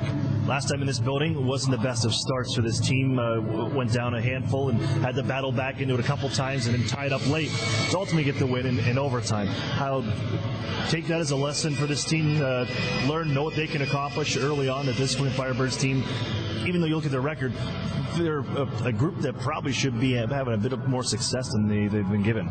Well, I think any team we're playing, we got to make sure our start's good. And, I think in the games we've really struggled. I think it's been a component of us not being ready to go, and and maybe giving up some goals we probably want back. And, I think that was kind of what happened here last time is we had a slow start, we gave up some bad goals, and we fought back. I thought we played a much better game after that and kind of woke us up a little bit. But when you dig yourself a hole, it's tough to get out of, and we just got to make sure we're ready to go right off the puck drop. All right, thanks, Coach. Good luck here against Flint. Yeah, thanks, Aaron. That's Chris Hartsburg of the Erie Otters. More coming up. You're listening to the UPMC Intermission Report on CBS Sports Radio 96.3 and 1260. This holiday season, my good friend gave to me. Selling Powerball tickets, 6 match 6 chances. 5 cash points. 4 cash for lives, 3 pick 3s, 2 Mega Millions. Pennsylvania lottery tickets make great gifts, like the new Cash Kringle, with top prizes of $100,000. Players must be 18 or older. Please play responsibly. Benefits older Pennsylvanians every day. And best wishes from the lottery. Together, Highmark Blue Cross Blue Shield and AHN St. Vincent Hospital make it easier to get quality care by investing in new facilities close to home, like an enhanced emergency department, renovated operating suites, an all-new cancer center, and the Eastside Health and Wellness Pavilion opening in 2019. Highmark and AHN St. Vincent. Together for health. Together for you. Visit togetherforerie.com to learn more. Meet you at Molly's before the game, after the game, or for the game. The modern Irish pub is the Otters away game headquarters with live stream broadcast. Molly Brannigan's hospitality is rivaled only by her cooking. Our new menu features the finest homemade Irish fare, along with a wee bit of the unexpected.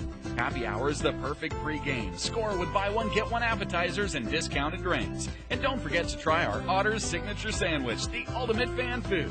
Molly Brannigan's, just north of Perry Square on State. Every time you enter the doors at New Motors, you're guaranteed to find the most experienced team in town. They understand the value of teamwork, provide great customer service, fight to get you the best price, and at the end of the day, outstanding customer service is our goal. Only at New Motors.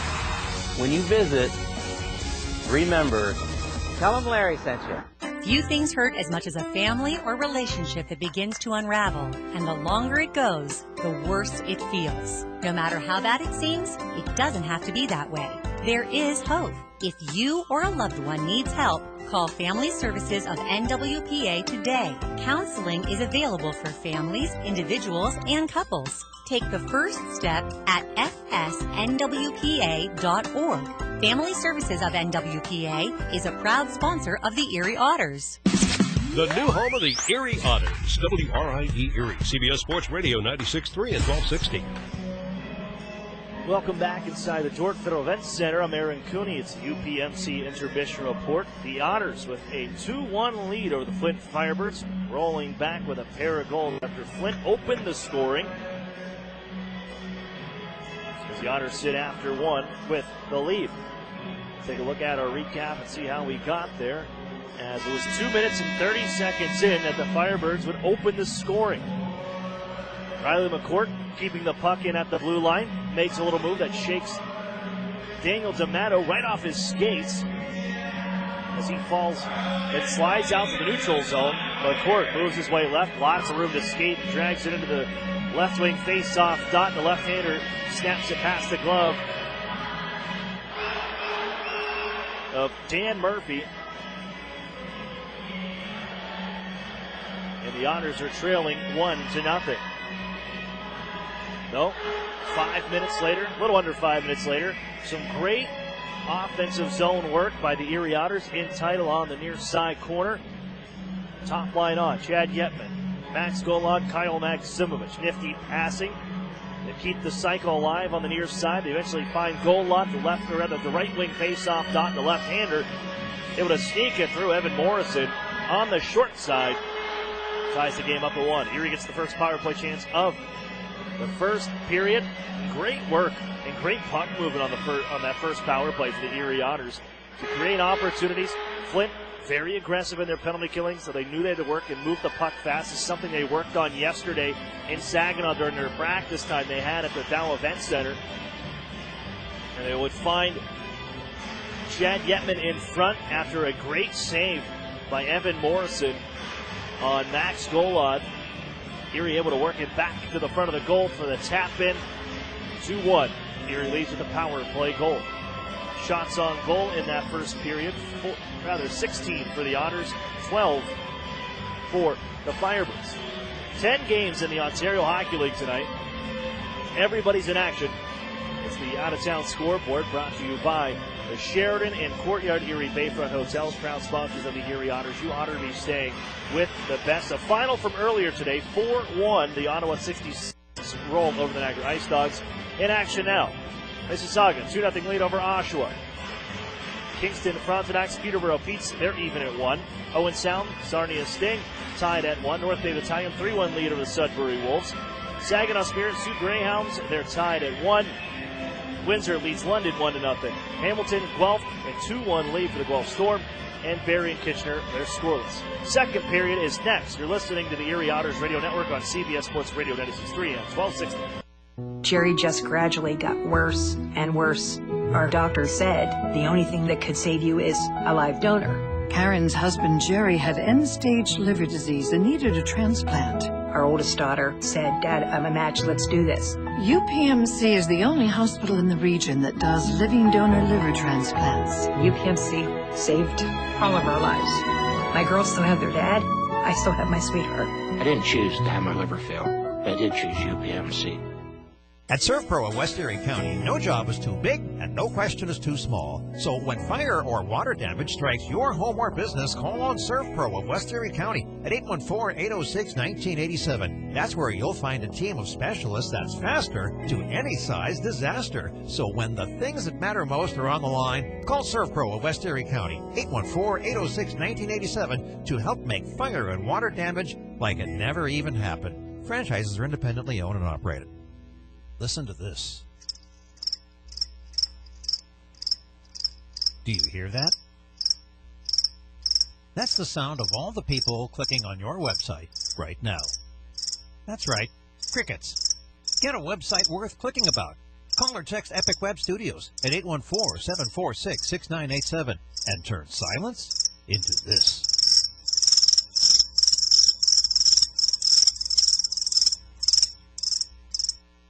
What sedan lets you hit the road and not the gas station? With an average of 37 miles per gallon highway, it's a 2018 Nissan Sentra. This compact sedan has a sporty profile thanks to its sleek aerodynamic design. It also has other great standard features like Bluetooth and remote keyless entry. The 2018 Nissan Sentra. Zero down for only $199 a month. Sign and drive. What's the best-selling SUV in America? It's the Nissan Rogue. Zero down for only $279 a month for 36 months. Sign and drive. The Rogue has standard features such as zero-gravity seats, Android Auto, Apple CarPlay, and rear cross-traffic alert. Zero down for only $279 a month for 36 months. Sign and drive. Stop in and meet the Rogue family at Interstate Nissan, 1.5 miles south of I-90 on Peachtree. 18 Nissan Sentra, selling price $19,247, VIN JY320068. 18 Nissan Rogue, selling price $26,100, VIN JP503998. Both leases 12,000 miles per year for 36 with Tier 1 credit approval through NMAC. Lease payment is plus tax, title, license, stock fee, and $595 acquisition fee. The new home of the Erie Otters, WRIE Erie, CBS Sports Radio 96.3 and 1260. Welcome back to the Dordt Federal Vet Center. Second period underway. The Erie Otters lead the Firebirds 2-1. I'm Aaron Cooney. Tim Wilson on the call with us. Here is Jack Wismer brings it to the Erie zone as they put backhander towards the goal. Kick save made by Dan Murphy. As they go chasing after it back behind the Erie net. Otters moving right to left on your computer screens, radio tiles, as they shoot it ahead for Daniel Singer to pick it up along the right wing wall. Jams on the brakes, and he's shouldered hard into the boards, head first by Goya Chonuk, and here you got a ruckus. Everybody's going to pair up. Kitchnick with Kepman on the far side.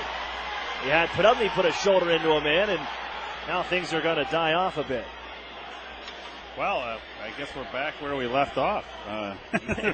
No love lost after the intermission. No. Physical right off the bat. Definitely a penalty can be called there. It wasn't too severe, but certainly probably either boarding or a cross check. And they get everybody involved.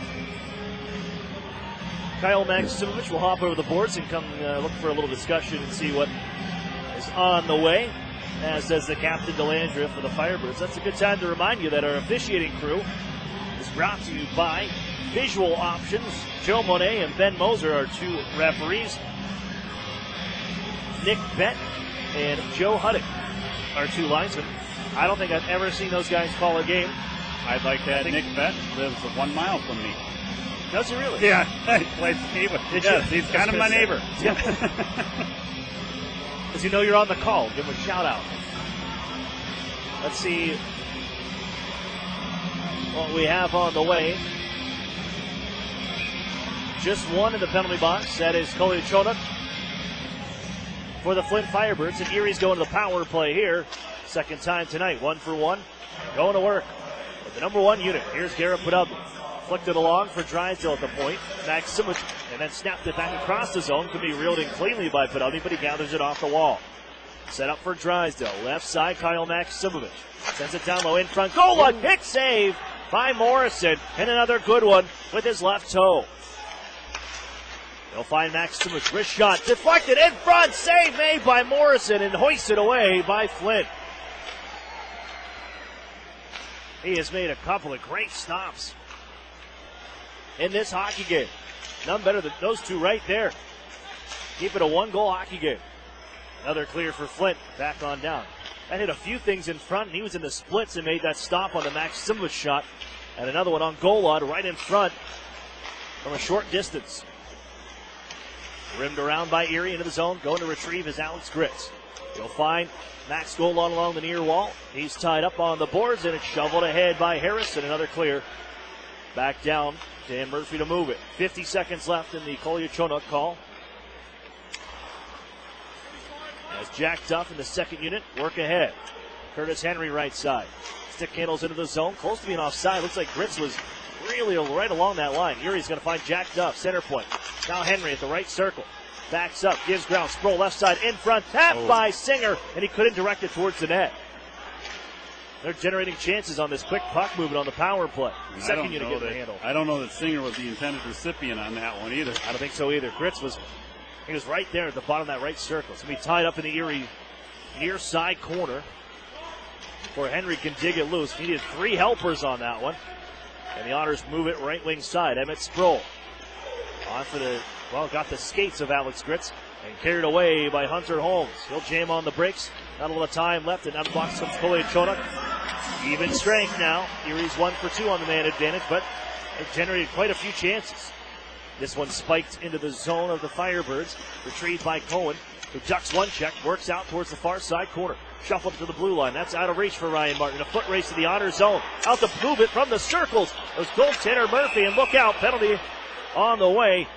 That's going to be against the Otters, I believe. To Ryan Martin giving chase to Kyle Harris, who created all of that. Boy, and I missed the slash there. I was watching the goaltender come out and see if we were going to have a violent collision, and I must have, in the process, missed the slash there on Ryan Martin. First power play try for the Flint Firebirds. 20th in the league on the power play at 14.7%. The Otters penalty kill dead last at 66.4%. Something they want to improve on here this second half of the year. They got a chance to clear. Jump from the circles. Puts it right into the bench of the Firebirds. And they'll get an offensive zone draw on the way.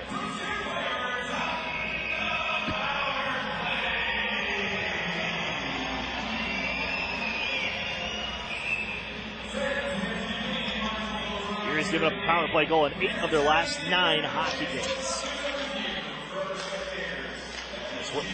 Over those last 9 games, it's under 50%. There is a lot of room for improvement for Erie on the penalty kill side. Geerling's going to hold and give them McCourt. Now DeLandrea right side. Center point, McCourt. Wines doesn't shoot. Left side, slapper towards the goal. Off the mask. As it got a little up high on Murphy, he makes the save. And a missed pass by the Firebirds to see this one slide back into Flint territory. With a minute and 20 left, they'll find DeLandrea, able to knife it around Kyle Maximovich. Loose puck down the near side corner. Jacked up, roughs up DeLandrea. Battle continues in the near side corner. Maximovich got a chance, and he'll knuckle it on down ice.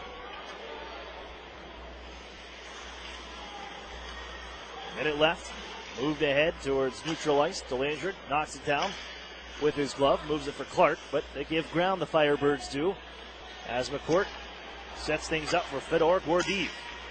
And he'll wait.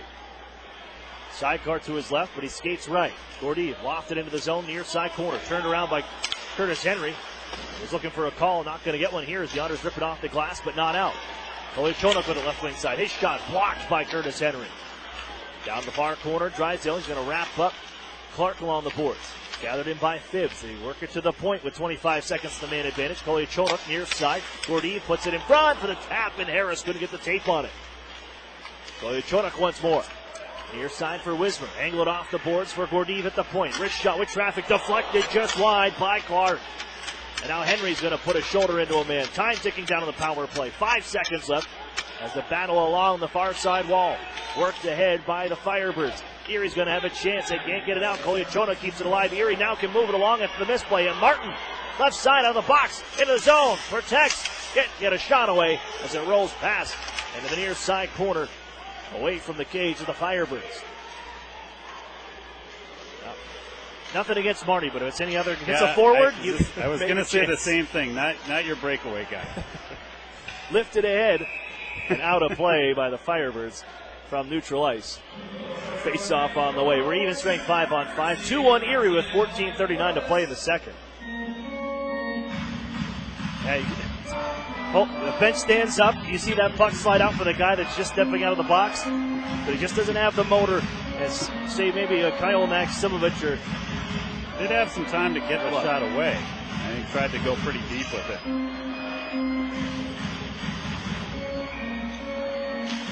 Face off just outside the Flint line. They win the draw back.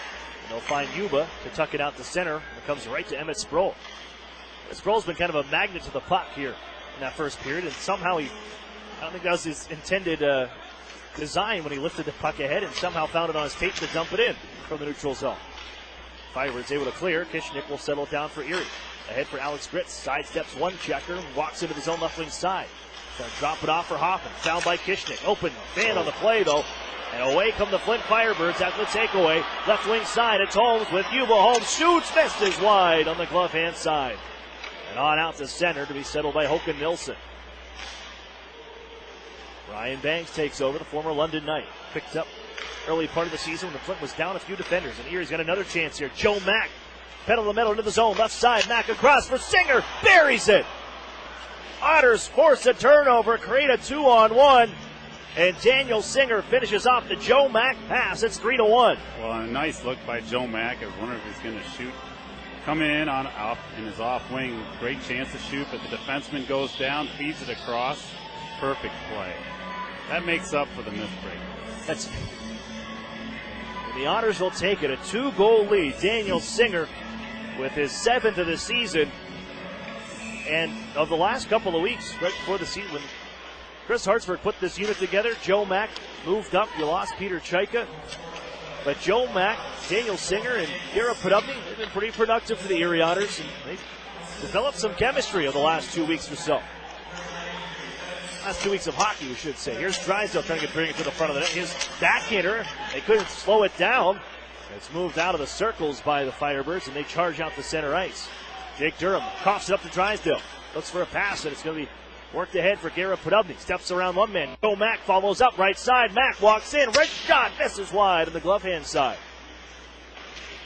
And the Firebirds return fire the other way. They would have offside it. They brought it in, and it's picked off by Curtis Henry on that pass as Gara Podobny takes over from center red. He'll roll this one in. And Joe Mack deserves that assist. Had himself a pretty good hockey game here to get going in this second half of the year. Into the zone come the Firebirds. Harris on right wing side, trying to tuck it out in front, hit the side of the cage. Jammed away by Marcus Gillard. And here's Ad Yetman for the Erie Otters. Bounces this one ahead to center ice as he's run out of play by Wismer. Harris gives it right back to the Otters D. And the intended receiver, Golod, couldn't receive that Gillard pass, and the Firebirds dropped it back into Erie territory. 12.5 to play in the second period. Daniel Singer puts the Otters up 3-1. Golod tucks it ahead for Kyle Maximovich, 2-on-2 into the zone, right wing side. Hits the brakes now, slides it across for Gillard. His shot is blockered away by goaltender Morrison. Max Golod lost the handle, rolls out the center. Thrown back in by Gillard offside. Erie, they'll go change. Use this opportunity for fresh personnel. Firebirds did the same as Yuba taps this one into the zone. Jacked up, back to play it. Moves it near corner. Intercepted by the Firebirds. Centering pass is off the mark.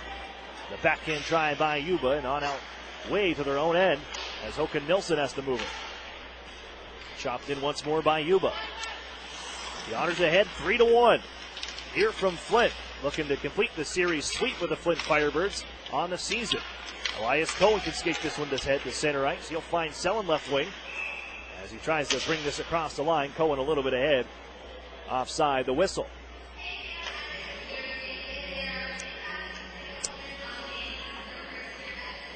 The Otters, it's the midst of a 5-game road swing. If you go back to the beginning, right before the Christmas break, that 3-game road trip. And for the Erie Otters, only 6 road wins all season long last year. They have 6 before the Christmas break this season, and a chance to leap that mark, leap that benchmark from last season with a 7th victory. What would be they hold on here tonight. All away from the road. Here's Jack Duff from center ice. He'll find Brendan Kishnick. He'll launch across corner as Emmett Sproul on his horse here. Steps around a man at Bianconi. They're going to chase this down back behind the net.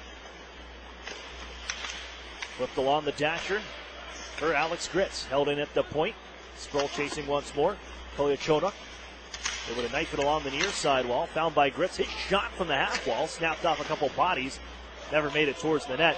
It's chopped back to Erie ice, and Brendan Hoffman, the first man back to the Otters, drops it off behind the goal for Jack Duff. They'll skate along left side. Shakes away from Keppen. Hands off to Garrett Podubny. Change up ahead in front of Garrett Podubny. He gets his line mates out there and now skates it into the zone. There we go, end-to-end Garrett Podubny. Leave it behind the goal. Daniel Singer will find this one in front, looking for Mack. Couldn't get a stick on that pass. Drysdale holds in. They find Mack on the right wing side. I don't think he was awaiting that one. Great look by Drysdale. Erie going to try to hold in from the far boards. Winterton tied up, but it's moved ahead by Wismer and into the Erie zone. I don't think there's many that'll make that defensive move by Drysdale to complete that pass. Nobody really had vision that he has. Is able to find open men. Check from Joe Maxim's Keppen down to the ice, and it frees things up for Kyle Maximovich to knuckle it ahead. And Håkan Nilsson takes over at his own circles. They'll try right side. Here's Wismer. Got a step into the Erie zone. Hands off for Holmes. First shot blocked. Trickled to the back door. Fortunately for Erie, Drysdale pokes it away. And here comes Golod in flight with numbers. Left side, Maximovich waits, fires, scores! Kyle Maximovich with the wrister from the left wing circle. And it's 4-1 Erie. Well, nice play by Golod coming up the wing there and finding Maximovich in the middle there and a little bit of traffic in front of the goaltender. Watching the replay here, he had to work hard to get that into the booth. Just onside. And then going far, glove side again. Kyle Maximovich will draw into a tie with Zach Torquato for 5th all-time in scoring amongst Erie Otters with his 269th point on that goal. Erie looking for more here. Center in front for Yetman. This line stays on there. As the Otters jump ahead by 3 in the second period. Brought in by Golod, right side. He's starting to look more like the Golod we thought. Stolen away. Here's Yetman in front. Save made. Rebound. Maximovich has 2. Treat yourself. The captain with a pair of goals on nearly the same shift. And it's 5-1 Erie. Well, and great. Again, forechecking by the Otters. Turnovers. Watching this one. Who got that? Yetman with the stick on that one to take that away from it. Looks like Delandra. Right between the hash marks. A costly mistake by Flint. Well, I was as we were play was going on. Also was looking up, looking for a chance to give you Kyle Maximovich drawing into a tie with Connor McDavid for 10th all time in goal scoring, and he just with that one, his second of the night, he bumps Connor McDavid out of the top 10 in goal scoring in Erie Otters history with his 98th goal of his OHL career.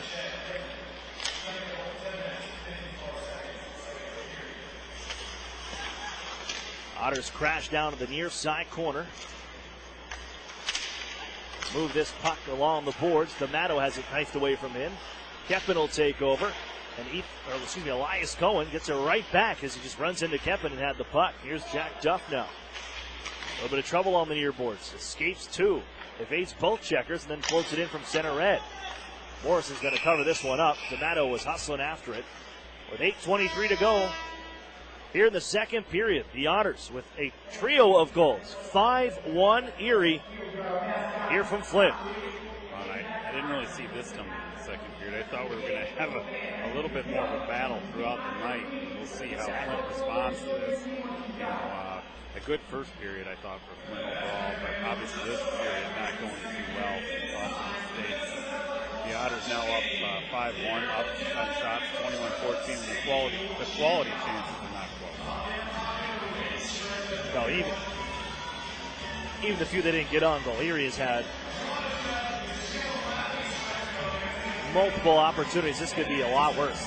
But if you're the coaching staff, you got to be pretty happy with the way that this team has come out and responded to begin the second half of the season. Yeah, I think this would have exceeded your expectations to start off. And the battle now will be to keep the intensity throughout the rest of this game. We've got a game tomorrow just up the road in Saginaw, and the guys going tonight, playing hard.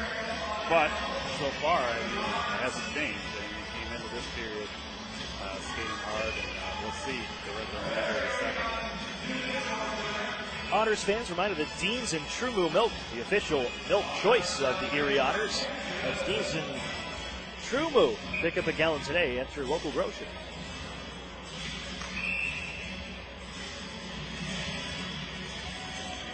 .8:23 to play in the second. Erie has held Flint to just 2 shots on goal in this frame. They have the puck now after the face-off from their own end. Sending it on in by Fibbs as Jack Duff. Run knocked off his skates in the end boards. But the Otters poke it ahead. Sproul to Hoffman. He motors ahead. Head of steam left wing side. Cuts across and gives out to Kishnik. His shot blocked by Gordeev. It's found by Gritz. His shot sneaky in his shoulder. It's not made from a sharp angle by Morrison. And the Otters get it back. Here's Hoffman. On for Gritz. Hoffman again. Looking for Emmett Sproul. At the left wing circle. Drops it off Kishnik. He's looking for a lane. He'll lay it off to Duff instead. His slapper one-timer. Held by Morrison. On the shot from the right side. The puck bouncing around all over down there. And things aren't going right for the Otters tonight. It keeps ending up on an Otters stick, it seems like, in the offensive zone right now. We'll get back after it again to the left side. The face-off. It's a goaltender Morrison.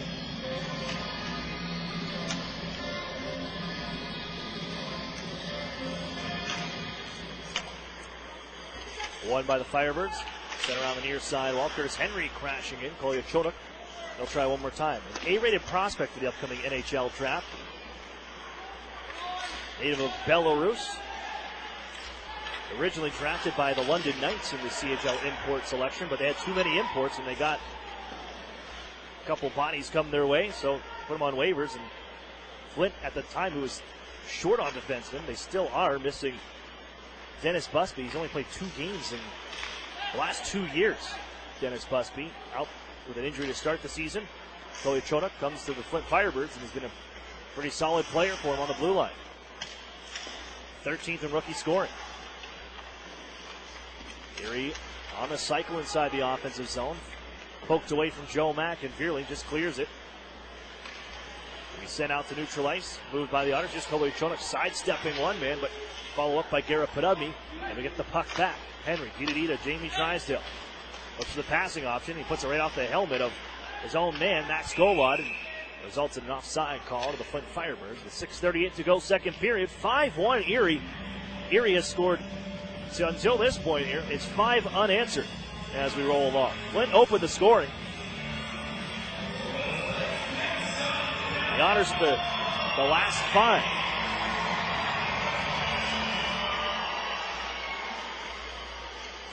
Aaron Cooney and Tim Wilson on the call for you. Tim may join us again tomorrow. I know they're an important man when we come here to Michigan as the Firebirds look to work this one in front. Poke checked away, but Gordeev lets a slapper go. It sails high off the end glass. Gathered by Wismer in the far side corner. Nicely tied up by Marcus Gillard, the Otters rookie defenseman. Plants Wismer once more after he got freed up for a second. Shoveled along by Yetman. The compete level for Erie on the pucks has been fantastic tonight. Here's Golod the other way. Erie stretching things out. Golod goes between the legs. He's defended up by Ryan Banks. Golod again finds the puck. Holding from the right circle. Cuts the middle of the ice here. Twists it in front, and it's poked away by Morrison. This is the max Golod I think everybody expected in this season as it skied out a play off the wall. And it's not a penalty. Flint will have the face-off forced back into their own end. Well, I am hoping to be a little bit on the air tomorrow, but I have a lot of people coming tomorrow, including my family who don't get to many Otter games, and I'm probably your first chance to meet them. If you want a 6-year-old perspective on the air, that's possible tomorrow. I got no problem with that. Any member of the Wilson family is a friend of our broadcast. They certainly are. Face off, the Otters look for it in the offensive zone and just hold in for the blue line. Feed it on to the far corner for Elias Cohen, who has not looked out of place in the Ontario Hockey League. Elias Cohen is joining the Erie Otters on their last road trip and continues with them now his 4th OHL game. Here's Phibbs, just stiff-armed by Jack Duff and knocked off the puck and onto his wallet. Here's D'Amato the other way. His shot off his stick. It'll settle behind the net. Goes flying after it once more, Dan D'Amato. Poke check knocked out of midair by Elias Cohen, and all good after it's played by a high stick. His pass for Kishnik off the mark. And Kishnik loose out of center ice. Turned around, and off goes Phibbs left side. Has Yuba with him. With a long-range try, Murphy holds on. And that's the first shot in a long time for the Firebirds. I was just thinking the same thing. I don't remember the last one that went up on the board. It's been 14 for quite a while, and a pretty easy shot for Dan Murphy to handle there.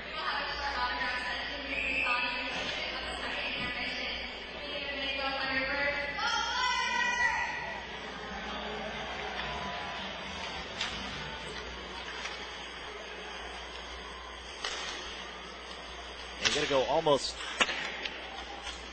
almost 10 minutes between shots for the Firebirds. Emmett Sproul will grab this out of his own end. Here's Curtis Henry. He'll shovel it ahead on the right wing side. Emmett Sproul tucks it behind the goal after he got knocked off the puck as well. Gets it right back though. Emmett Sproul charges behind the net, tries to center, blocked by Nilsson. Hoffman, however, finds it. Hoffman protects. Nice pass to Henry. Slides it across, drives to the right side. Heavy slap around the way. That was blocked, getting a stick on it. Vierling to send it behind the net. Moved ahead to the left wing side. Overskating though by Nilsson. Here he's going to get the puck back. Diving to push this one was Emmett Sproul, but it's fouled by Delandria. And a counter punch on the way. Here's Flint.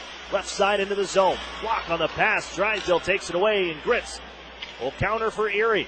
Has Emmett Sproul with him on the handoff. And just drops it on towards the goal. Gloved by Gordeev.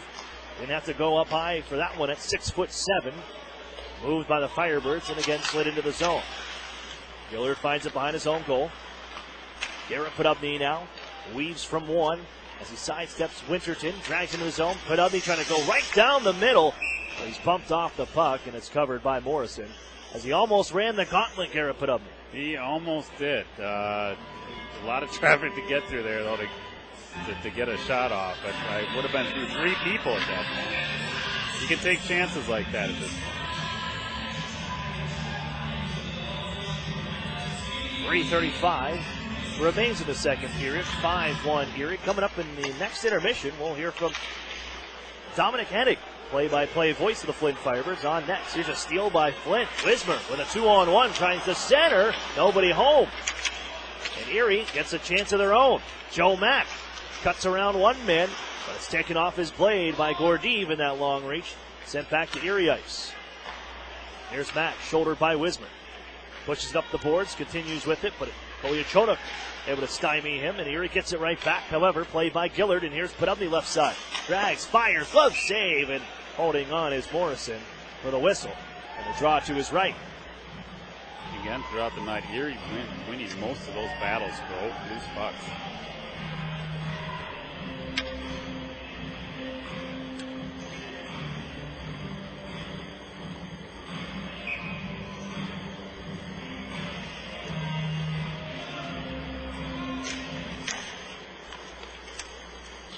Draw one back by Flint. They'll chop it up the near boards. Yuba.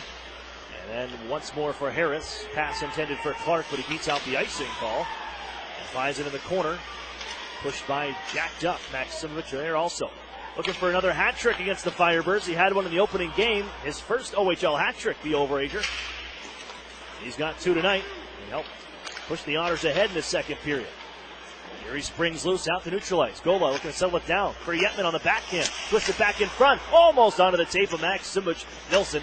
And they knock it away. Kishnik, his shot. It goes off his stick.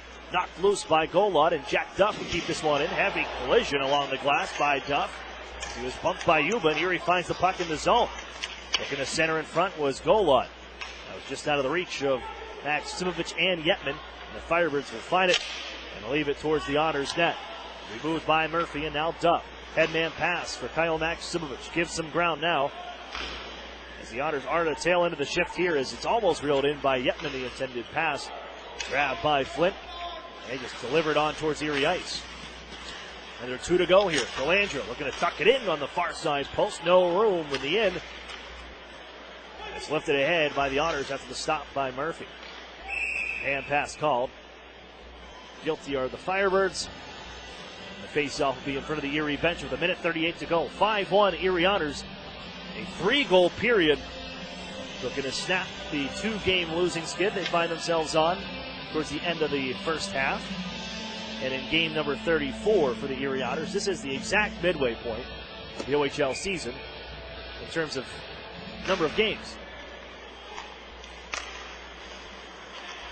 Here's Ryan Bangs after the face-off win of the Firebirds defense core. He'll shoot it into the Otters zone.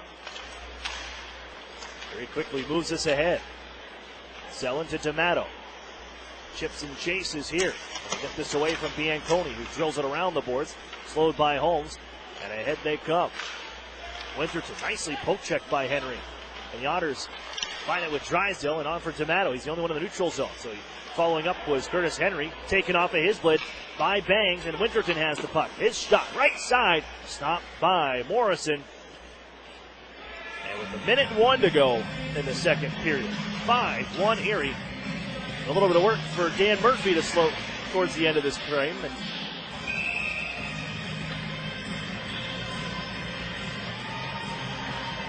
the draw will be to his left. The Otters tomorrow night will look to shake the demons of the Saginaw Spirit. They dropped 2 games to the Spirit at the Erie Insurance Arena. The next 2 meetings at the Dow Event Center. As Alex Gritz, the centerman for the Otters, face-off dot. They would have prodded up the near side wall, but Wismer will hold in. Back to the far corner of the Otters zone. Moved by Ryan Martin. Otters defender, and a nice crisp pass from Hoffman finds Emmett Sproul. Grabbed off his stick, however, by Gordeev. He'll hand off to Koliachonok, who comes skating out to neutral ice. Weaves around one man, protects on the backhand, and slows up here at the half ball. In front, nice pass to Harris, and the shot fanned on it, went wide. Another save by Murphy, and he makes a backhand stop on Harris right in front on the first rebound. The Otters drag it ahead to center ice with 15 seconds left. Hoffman, Sproul open, and he couldn't reel that pass in. Right between the face-off dots. It was just out of the reach of Emmett Sproul, the Otters' first-round pick in 2017. 5 seconds to go in the period.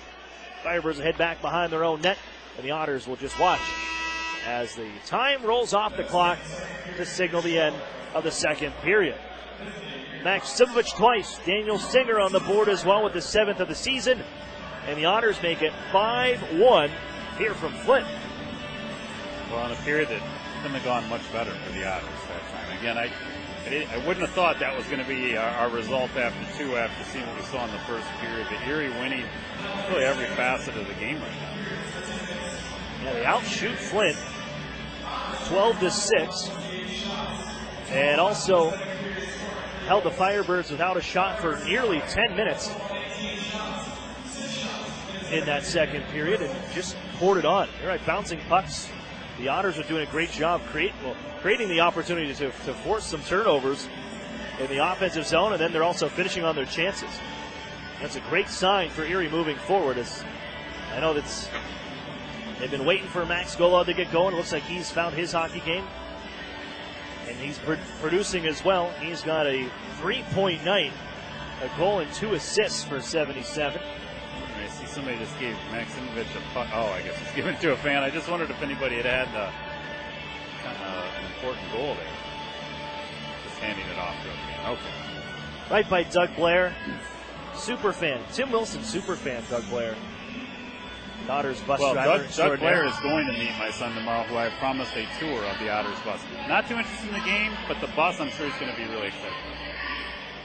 There aren't many that can step foot on the bus. He'll be heading into elite territory tomorrow night from Saginaw. We got to take a break. The second intermission on the way. We're going to chat with Dominic Hennig, play-by-play voice and director of communications for the Flint Firebirds during the second intermission. That's up next on the UPMC Intermission Report. You're listening to the Erie Otters Radio Network on CBS Sports Radio 96.3 and 1260. Whether you're an empty nester or a new retiree, when it comes to protecting your health, you want a sure thing you can count on, and that's Highmark Blue Cross Blue Shield. Nationally recognized by J.D. Power for outstanding member satisfaction with Medicare Advantage plans. When you need great customer service, count on Blue. Whoever you are and wherever you're headed, when you need us most, count on Blue. Highmark Blue Cross Blue Shield. This award is neither endorsed nor given by Medicare. For award information, visit jdpower.com/awards. When you have a great name you can trust, you know where you can get a great used car with guaranteed credit approval. Erie Auto Credit, the home of guaranteed credit approval 100% of the time. Stop in today or go to erieautocredit.com. The Sheraton and Courtyard Erie Bayfront Hotels are proud sponsors of the Erie Otters. Join them for their pregame and postgame celebration at the award-winning Bayfront Grill or the brand-new Shoreline Grill, located just minutes away from all the action. Let them help you fuel up for the high-energy game with their extensive menus and craft brew selections. You ought to be dining with the best. The Sheraton Erie Bayfront Grill and Courtyard by Marriott. Northern Pennsylvania Regional College. Where are we? The answer is right here, in your hometown, in your neighborhood, in your community. We are here offering 2-year degrees in workforce development where is needed the most. With evening classes, our students can balance life and work without having to leave their community. Visit regionalcollegepa.org for our degree options and application process. Northern Pennsylvania Regional College. This could change everything. Love where you live? Find yourself here with NPRC and enroll for spring 2019. When you need a loan and you don't know where to get it, you gotta call Erie Auto Credit, Erie Auto Credit, and ErieAutoCredit.com. This holiday season, my good friend gave to me 7 Powerball tickets, 6 match 6 chances, 5 cash points, 4 cash for lives, 3 pick 3s, 2 Mega Millions. Pennsylvania lottery tickets make great gifts, like the new Cash Kringle, with top prizes of $100,000. Players must be 18 or older. Please play responsibly. Benefits older Pennsylvanians every day. And best wishes from the Lottery. The new home of the Erie Otters, WRIE Erie, CBS Sports Radio 96.3 and 1260. Welcome back to the UPMC Intermission Report. Aaron Cooney here, joined at this time by the play-by-play voice and director of communications for the Flint Firebirds, Dominic Hennig. Dom, thanks for doing this. And, it's funny because we're in kind of the similar position where we wear a lot of hats. Going for, play-by-play is a thing, but the media relations that cuts in there as well. But how have you balanced and how have you brought, because you have a little more of a different situation than I did, where Erie had been established for a while, and you kind of brought this Flint Firebirds team and the communication side together on your own. What was that challenge like, and what was that experience going through and bringing that all together? It is crazy, and especially when you think about it in the OHL level, Aaron, we're lucky as the American teams because we do have media coverage. Just like you guys, you have your Fox and NBC and your local radio. A lot of teams don't have that in the OHL. So, for us, we have 4 TV news stations, a local newspaper. There's a lot that we have a lot of coverage here in Flint. I know that there are the negative thoughts and ideas of Flint, Michigan, and the Flint Firebirds franchise. franchise, but there's a lot of positives on the media side of things and for the communication side of things as well. And when you ask just how to some of the challenges, I mean, you couldn't do it without a team efforts, and I think if anything, it made it easier because we have so many of those things. Whereas some teams might be struggling to get news out and information about their club. And let's not forget also we made a couple international headlines in our first season, so a lot of connections were made then. But at the end of the day, hey, just blessed to be part of the OHL and blessed to be working alongside you two every day, Aaron. And you know what? That's the other thing with you, because I since day one and since Flint Firebirds came in, you guys have pushed your players so much out there, and that's where I wanted to get to was this past summer. Ty Dellandrea, first-round pick of the Dallas Stars in Dallas. You're at the draft covering that with them. What is not only that experience for you, but for this team to have that marquee player that you can show the rest of Flint as you're selling this sport and this game and this league that this is a first-round NHL pick. This guy's going to go on to do some big things. No, I'd like to say that, it's going to be a good thing for us, but when I compare you and Connor McDavid, we don't even come close with that. However,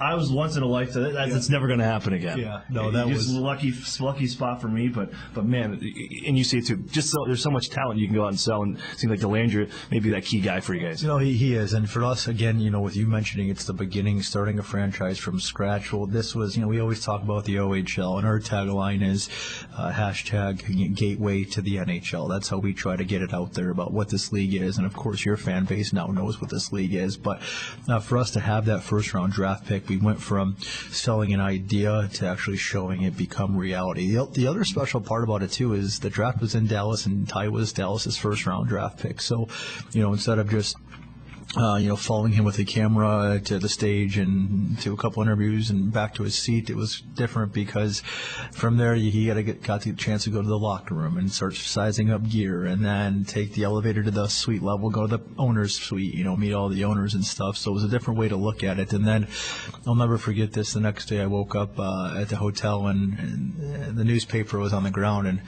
front page was a picture of Ty in a Firebirds uniform that I sent the picture to the Dallas Stars for, the night before. And just, it was a crazy experience, but so blessed, so fortunate to be part of the league and again be working alongside some of the best in the game of hockey.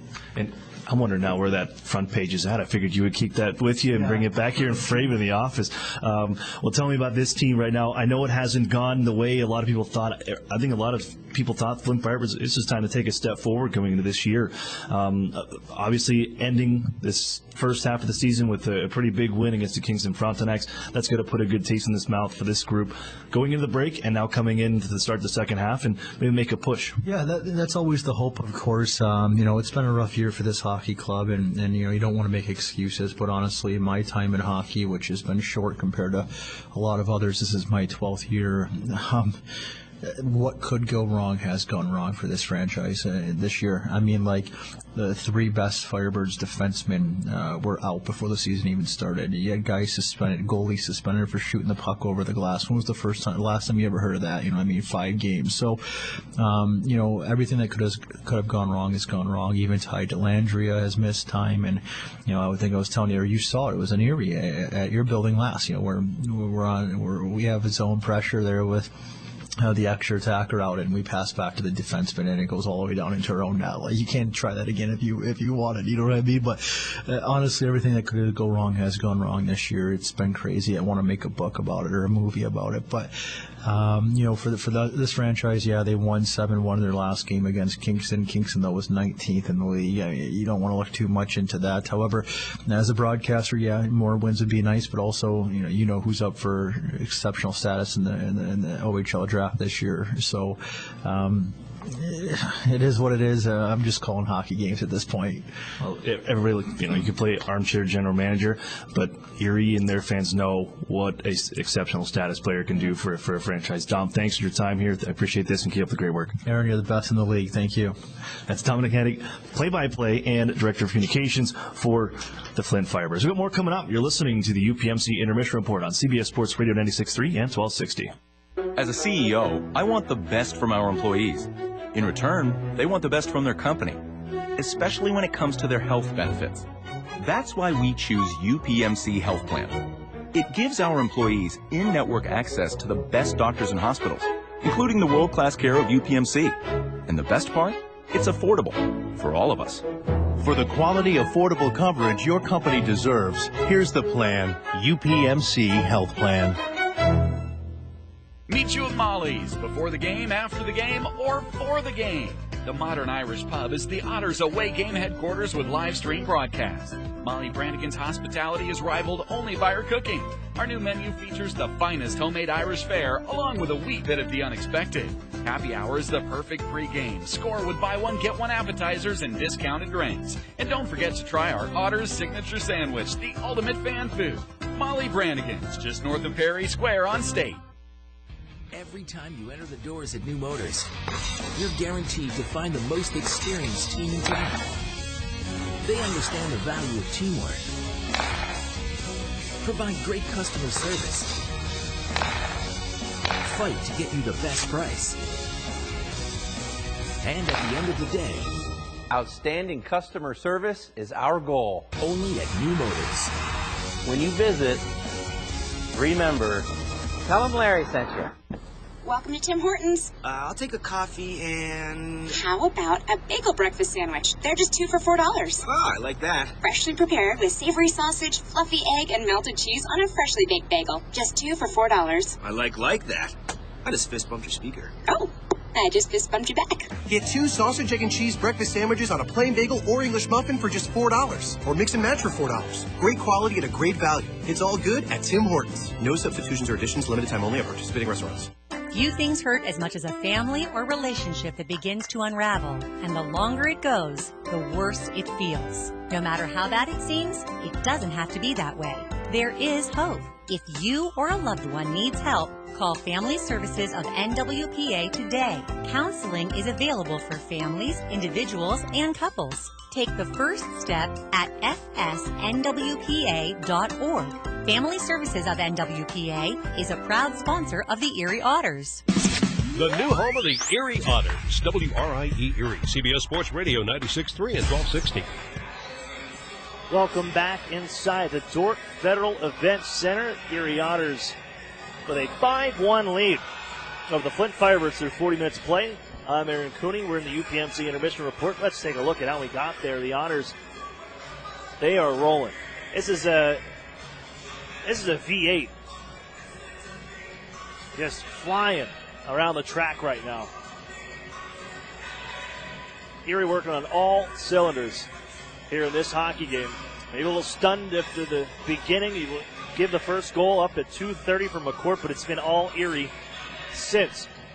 Outshooting Flint 28-18, including 12-6 in that second frame alone. As Erie is trailing 1-0 at 7:21 on of the first period. All Otters. It's Max Gola tying the game with his 6th of the season, his 4th in 4 games. 1-1 hockey game. Erie to the power play. Chad Yetman. Stick down, front of the net. Deflected off his backhand and in. 2-1 Erie after 1. Start the second period. And it's Dan Singer making it happen. A 2-on-1 break. Emmett Sproul, nice little bump pass right at center ice to Joe Mack in flight. He finds Dan Singer, who buries it for his 7th of the year. It's 3-1. Then Kyle Maximovic with goals. Let me do the math right here. In just 29 seconds apart, with his 17th and 18th of the season, 5-1 Erie through 40 minutes of play. Take a look at the out-of-town scoreboard brought to you by the Sheridan and Courtyard Erie Bayfront Hotels, proud sponsors of the Erie Otters. You honor to be staying with the best. Otters with a 5-1 lead, obviously, here. 5-1 Kingston over Peterborough right now. That's after 40 minutes of play. Mississauga with a 2-1 lead over the Oshawa Generals. Sarnia leads Owen Sound 3-2, looking to snap a 5-game win streak of the Owen Sound attack. North Bay Battalion, 4-2 lead over the Sudbury Wolves. Saginaw Spirit, Sault Ste. Marie Greyhounds, they're tied at 2. London with a 3-1 lead over the Windsor Spitfires. Guelph leads Hamilton 4-1. Barrie and Kitchener, they're scoreless 5 minutes into the second period. Third period is next. Myself and Tim Wilson on the call when we come back. You're listening to the Erie Otters Radio Network on CBS Sports Radio 96.3 and 1260. The Sheraton and Courtyard Erie Bayfront Hotels are proud sponsors of the Erie Otters. Join them for their pregame and postgame celebration at the award-winning Bayfront Grill or the brand-new Shoreline Grill, located just minutes away from all the action. Let them help you fuel up for the high-energy game with their extensive menus and craft brew selections. You ought to be dining with the best. The Sheraton Erie Bayfront Grill and Courtyard by Marriott. An Erie landmark since 1953, Nunzi's Place serves generous portions of great food at reasonable prices. Family owned for almost 60 years, Nunzi's prepares the finest Italian cuisine in Erie. Come see why the Erie Times-News said Nunzi's is known for food that tastes good. Nunzi's Place, located at 2330 East 38th Street near the Bayfront Connector. To call for reservations or place an order for takeout, call 825-2940.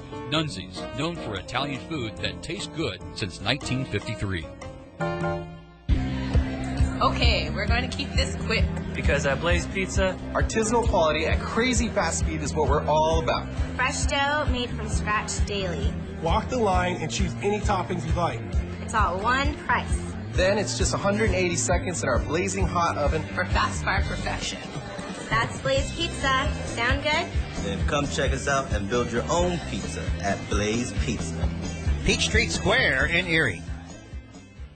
Northern Pennsylvania Regional College. Where are we? The answer is right here, in your hometown, in your neighborhood, in your community. We are here offering 2-year degrees in workforce development where is needed the most. With evening classes, our students can balance life and work without having to leave their community. Visit regionalcollegepa.org for our degree options and application process. Northern Pennsylvania Regional College. This could change everything. Love where you live? Find yourself here with NPRC and enroll for spring 2019. Sadly, crime can strike anyone at any time. The good news is the Crime Victim Center of Erie County has been here for 45 years helping all victims of crime, be it rape, theft, assault, vandalism, burglary, or abuse. Report any crime to the police within 72 hours to secure your rights to victims' compensation and restitution. Call the Crime Victim Center of Erie County at 454-9414. They'll assist you in filing a claim, and if you need counseling, contact them 24 hours a day, 7 days a week. You're not alone. The Crime Victim Center of Erie County can help. Paid for with Pennsylvania taxpayer dollars. The new home of the Erie Otters, WRIE Erie, CBS Sports Radio 96.3 and 1260. Welcome back inside the Torque Federal Event Center. Third period coming up.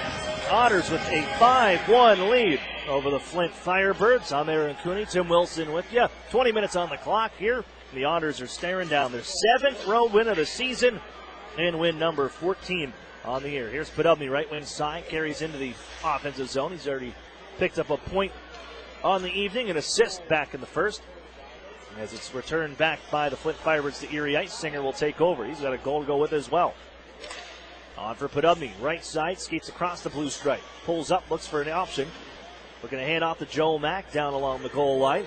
But it's taken off the stick of Podubny and ahead. Here's Beerling left side. Got a step on the D, walks in, try to go short side. Good save by Murphy. Back along the near side boards to Landry, gets it right back. Protects as he's chased by Brendan Kishnick in front. Here's an opportunity for Bianconi. Fanned on the slapper of the one-timer as Erie goes the other way. Max Golod against Gordeev, inside out, cuts to the backhand. What's a backhand shot, and he scores! Sweet sassy Molassie. Max Golod walks through Gordeev and then beats Morrison on the backhand, and Erie leads 6-1.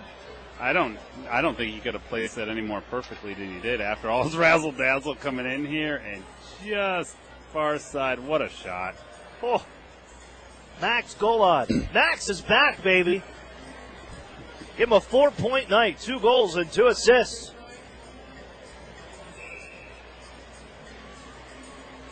And the Otters lead by 5. That's a career high for Max Golod for points in a hockey game. With 4 here tonight. Nilsson's shot from the point goes wide. It sails all the way right on the tape of Max Golod, who coughs it up to Harris right at the Erie line. They'll find Wismer right side. Snaps one towards the goal. Sails wide on the blocker side of Murphy. Friendly fire on the Gordeev try from the blue line. It's hit by his own man Harris on the block. As Kepin keeps it alive, dishes down near side. Odd bounce off a stanchion. Erie's going to ladle it ahead. And Golod Sidesteps Keppen, looking to hand off, got the skates of Drysdale. Here's Golod, just give him the puck.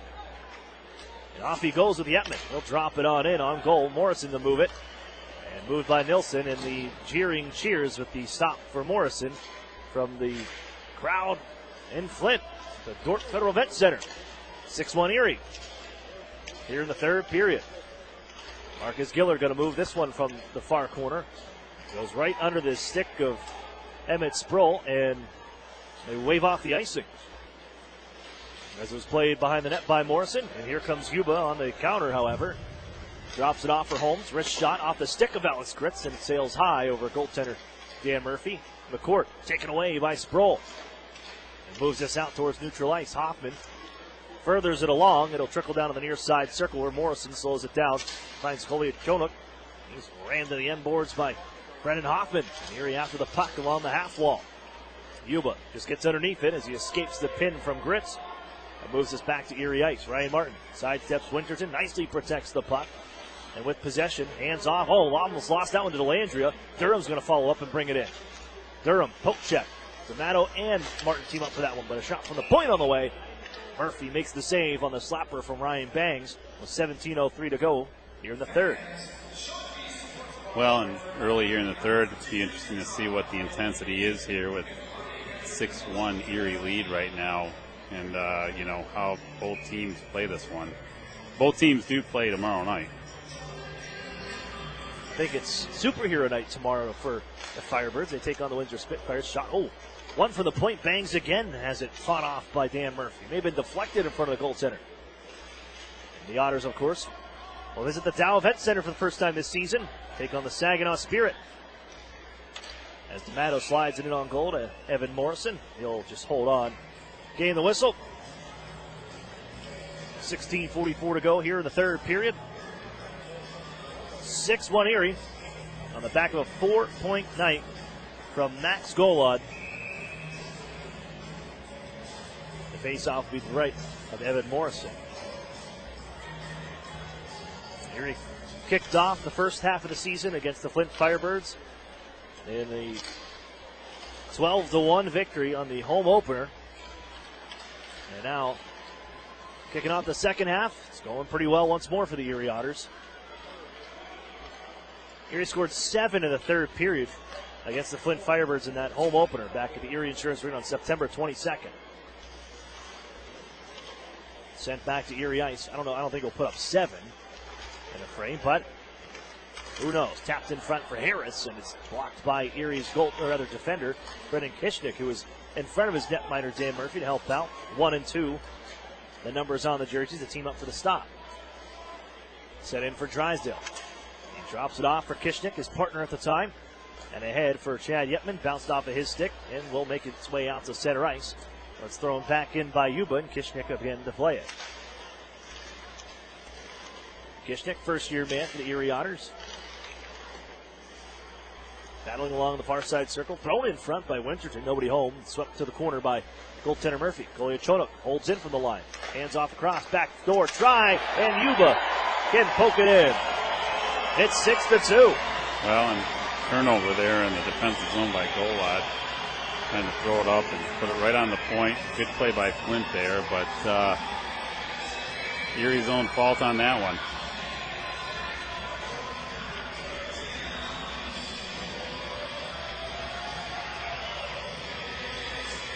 Eric Yuba's 13th of the season. Brings him tied to second most goals on this squad. And if you would have told me at the beginning of the year that Jake Durham was going to lead this team in scoring, I wouldn't have believed you, but he is a few points ahead of Ty DeLandria, who led this group last year with 59 points. As the puck ends up into the bench right after the draw.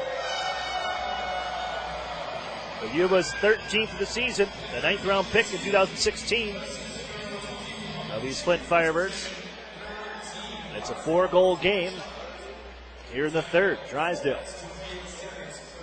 bounces one off a stick ahead to center. And there's their leading scorer, Durham, looking to work in with Ty DeLandria, their captain. DeLandria, a first-round pick. 5th overall. Or back in 2016 by the Firebirds, and then a first-round pick of the Dallas Stars this past NHL draft, 13th overall. Sproul wipes out in a collision in the near corner. That's going to be held in by the point man Drysdale. Looking to work it down low for Emmett Sproul. Poked away by Ryan Bangs, and ahead comes Durham. Can't get past the defender Drysdale. Follow up here by Delandria. Couldn't get it in front. Another cut off by Jamie Drysdale. He ducks the check. Sproul moves this one ahead, and he's going to work one-on-one into the zone. Gritz trying to join him. Sproul in front for Gritz, and it's intercepted by Gordeev, who got back on that defensive effort. Icing on the play on the clear by Flint with 14:27 to go. Here the third period, 6-2 Erie, as the Firebirds have stopped the bleeding a bit here in this frame, as Yuba picks up his 13th from Fearling and Kolyachonok at 4:28.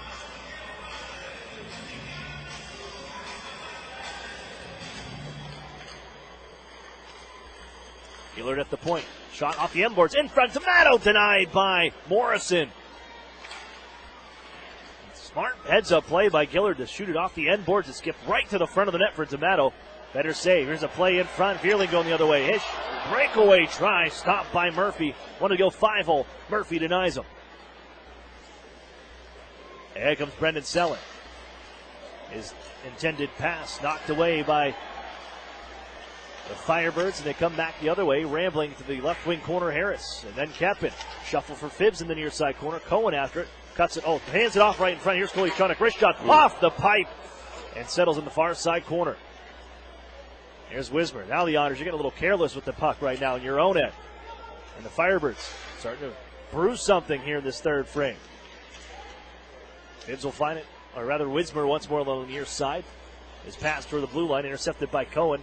And Brendan Sellen able to grab it. He's smashed at the far boards by Håkan Nilsson, as he was just trying to dump the puck in, and now makes his way, picks himself up off the ice, heads to the bench with 13:15 to go. Kolyachonok hands off right, almost got the return pass. Nilsson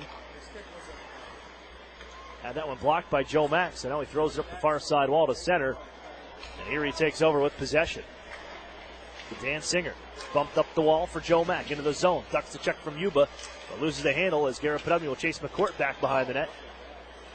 And he knocks him off his skates, no call.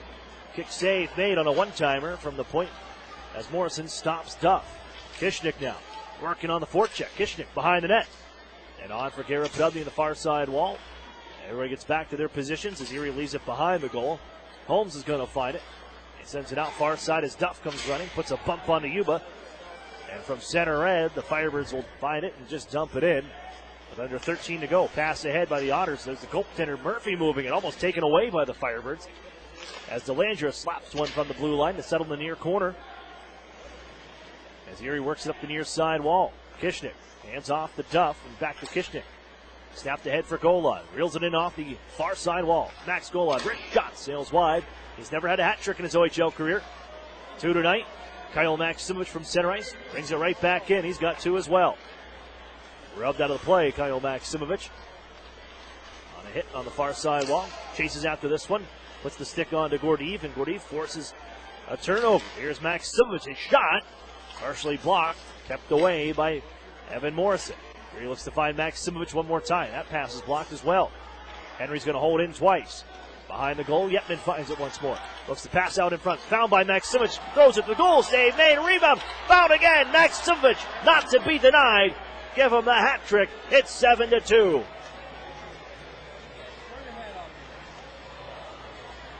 Well, and not the prettiest goal of the night, but hard work. Gets a rebound. Creates. When unable to clear the puck. The goaltender just gets stuck down on the ice. Can't move.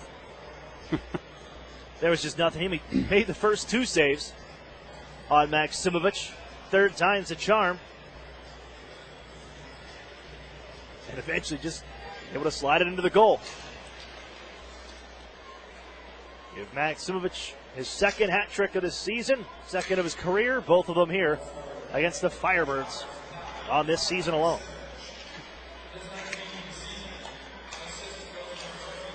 That kind of jolted the Otters awake here a little bit.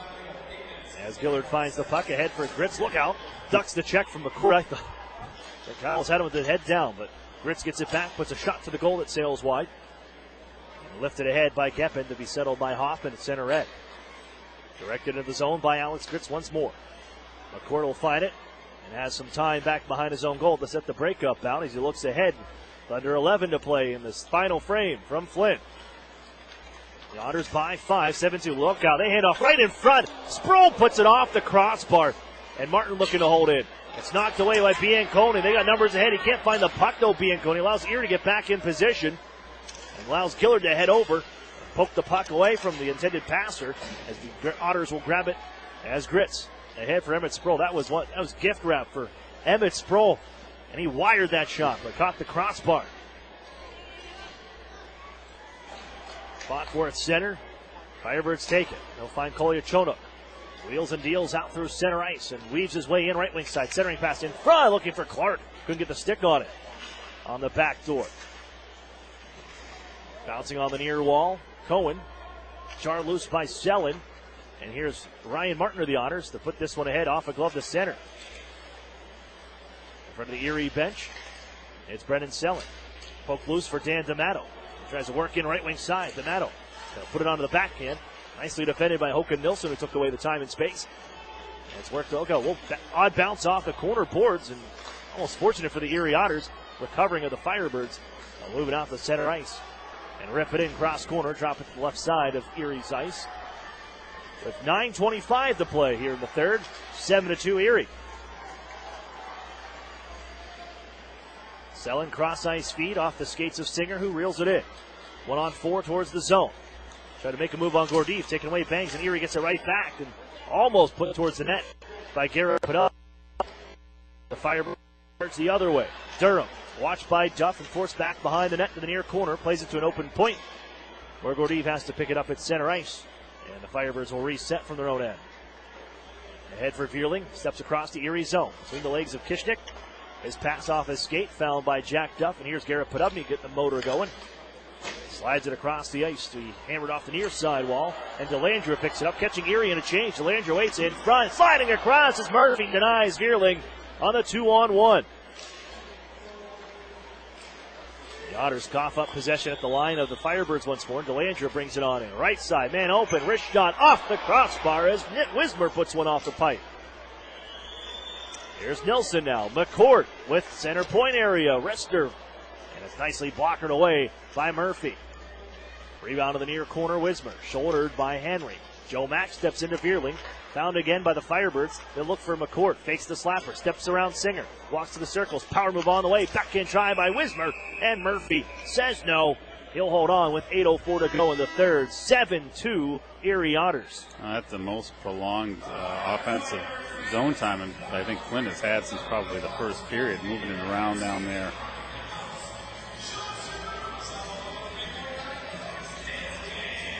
Otters fans, reminder to keep your clothes in top shape with Chido's Dry Cleaners, complete with an easy, accessible drive-thru and free pickup and drop-off. Chido's Cleaners is second to none.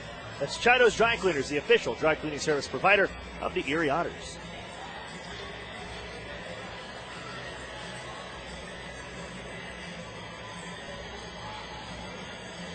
Scores around the league, always brought to you by the Sheridan and Courtyard Erie Bayfront Hotels, proud sponsors of the Erie Otters. You ought to be staying with the best. Kingston leads Peterborough. He just added another one here, 6-1. Sarnia 4-2 over the Owen Sound Attack. North Bay 5-2 over the Sudbury Wolves. Saginaw Sault Ste. Marie tied at 2. And I'll tell you what, the longer that one goes, the better for Erie, because Saginaw's on the road in Sault Ste. Marie, and they got to come back down to the Dow Event Center, drop stuff off later on tonight. London leads Windsor 5-3. Guelph leads Hamilton 4-3, and the Kitchener Rangers on the board in the second, and they get 1-0 over the Barrie Colts. A shootout would be nice in Sault Ste. Marie. The Otters block of attempted pass as Maximovic floats it ahead for Gola to pick it up in the near corner. Sandwiched onto the near side glass by Håkan Nilsson. As Clark picks this one up, 8 minutes left in this frame. Ahead comes Harris. He tucks it into the Erie zone. Gillard on back. Chops it away from the forechecker as Maximovic finds Chad Yetman. Gains some speed in the far circle of the Erie Otters zone, but his pass is intercepted and sent right back to the Otters blue liners. Tapped ahead by Yetman. As he leaves it into the zone for Max Gola, back behind the net. He's got 2 tonight as well. Twists away from the checking of Riley McCourt. But he spun himself right out to neutral ice, and the Otters will dump it in. Wholesale change for Erie. Swap of personnel for Flint as well, as Kempin drops this one rolling into the Otters zone. Kishnick will settle it down, walk behind his goal, hand off to his partner Duff on the near side on the reverse. And here's Hoffman, ahead for Duff, head of steam. Here's Jack Duff walking in. Shot save made, rebound from Duff. Another one, good one, as Morrison makes 2 stops on the Otters defenseman. He doesn't get many of those chances, does he? Not too often at all, no. He got 2 good swipes at it towards the goal, and he's got the puck once more behind his net. Moving ahead for Emmett Sproul. Gritz, hands off near side, becomes right to Yuba. Blasts that one just wide. And set up on a one-timer. Here he gets it out to center ice. Here's Sproul trying to duck the check of Bianconi. Able to glide it off his skates and inside his own territory. Settles things down, and Bianconi out across center red. Hoffman puts a check into him. Puck along the near side wall. Hoffman bodies up Bianconi. As Bianconi drops it off, Drysdale, he'll go motoring ahead. Cruises into the zone right wing side. Puts it off the leg, and it'll settle the far corner as Gordeev smashes the Matto along the corner boards. Sproul finds the puck once more. Delandra spins him around, takes it away, and left out to neutral ice. Henry and Drysdale team up. They'll send the puck to their own corner. Elias Cohen takes over there for Erie. And into the neutral zone, Drysdale. Donato right side. Hits the brakes, hit by Gordeev. Man in front is Zelen. Save made. Drysdale has it behind the net. Erie back after it as Vierling. Donato to get himself back up. Vierling picks one off and skates the other way. He's hip checked, but bounces off the checker. Here's a wrister from Durham. Kicked away by Murphy. And the body checking, the physicality, picking back up once more here from the Dordt Federal Event Center. As Gordeev runs Zelen. Cohen has the puck. Walks in right side, shoots and scores! Who wants to walk with Elias? Elias with his 3rd goal in just his 4th OHL game, and it's 8-2 Erie. Let's say he's had a great start in his first few games with Erie. I remember scoring, I think it was Windsor or Sarnia, and he starts back again here, second half of the season. Right 5-hole on the ice. Well, Brendan Zelen, I mean, you talk about taking a hit to make a play. He was sandwiched by Gordeev on the near side, who that entire shift, all Gordeev had, he just wanted to go out and play the body. But Zelen crunched on the near side, still gets the pass to Cohen. Cohen does the rest as he beats Morrison 5-0, and it's 8-2 Erie from Flint. Joe Mack will tip this one to the zone right side. Closing in on 5 minutes to play in this final frame. The Otters are cruising in the driver's seat now. 8-2. Kempin right side towards the Otters' end. Knocked off the puck behind the goal. Shoved there by Ryan Martin as Garrett Podubny flicks it along for Marcus Gillard. Head man for Joe Mack, and then tucked into the zone. And now Mack and Håkan Nilsson will go, and they're going to whistle this one dead. A couple cross checks tossed, and I think we're going to just take both guys. No, we're just going to take one? That can't. I was going to say, it's got to be both, right? Okay, here. Very Nilsson, little happened there, too. I figured that was the case. Just try to keep this game under control. No, he's not. Going they didn't open it. I don't know how. How do you not take both on that situation? I could have seen nothing even getting called there, but to just take one. Well, it'll be the second power play try of the night for Flint. Has McCourt at the center point area. Sidesteps one man. Mack is in the box for slashing. They both threw cross checks at each other, so Erie's got to kill one off towards the end of the period. Earling deflects one wide. Here's Delandra on the right side. Down to the face-off dot. Sweeps it towards the front, blocked by Brendan Kishnick. And Kyle Maximovich able to knock this one ahead as Yetman unable to move it skate to stick, but still gets it out to center ice. But the Otters take over from center once more. Here's Yetman. Sends it back for Kishnick, who wanted to go and change and had to quickly turn around, adjust himself, play the puck, shoot it down the ice. Now he can hop off on the swap with 40 seconds off the penalty clock. Here's Kyle Maximovich. I don't know, he almost found his way out of an ankle lock on the near side. And the Otters get it back from center ice. Thrown down by Henry on the clear A minute left on the power play. Joe Mack is in the box for slashing. Wismer ahead to center, across the Otters stripe. Checked by Henry. Bouncing puck found by Selin. One-on-one now for Selin against Koliachonok. They'll just drift across the blue line and then drop it into the zone and head off on the change. Smart penalty killing from the Otters rookie. 5th round pick in 2017, Brendan Selin. An assist here tonight on the Elias Cohen goal. Murphy stops this one, pulls the puck in and gloves it down. Smothers it up. Whistle with 3:14 to play. 30 seconds left in the Joe Mack call. 8-2 the score. The Otters with another 3 here in this period.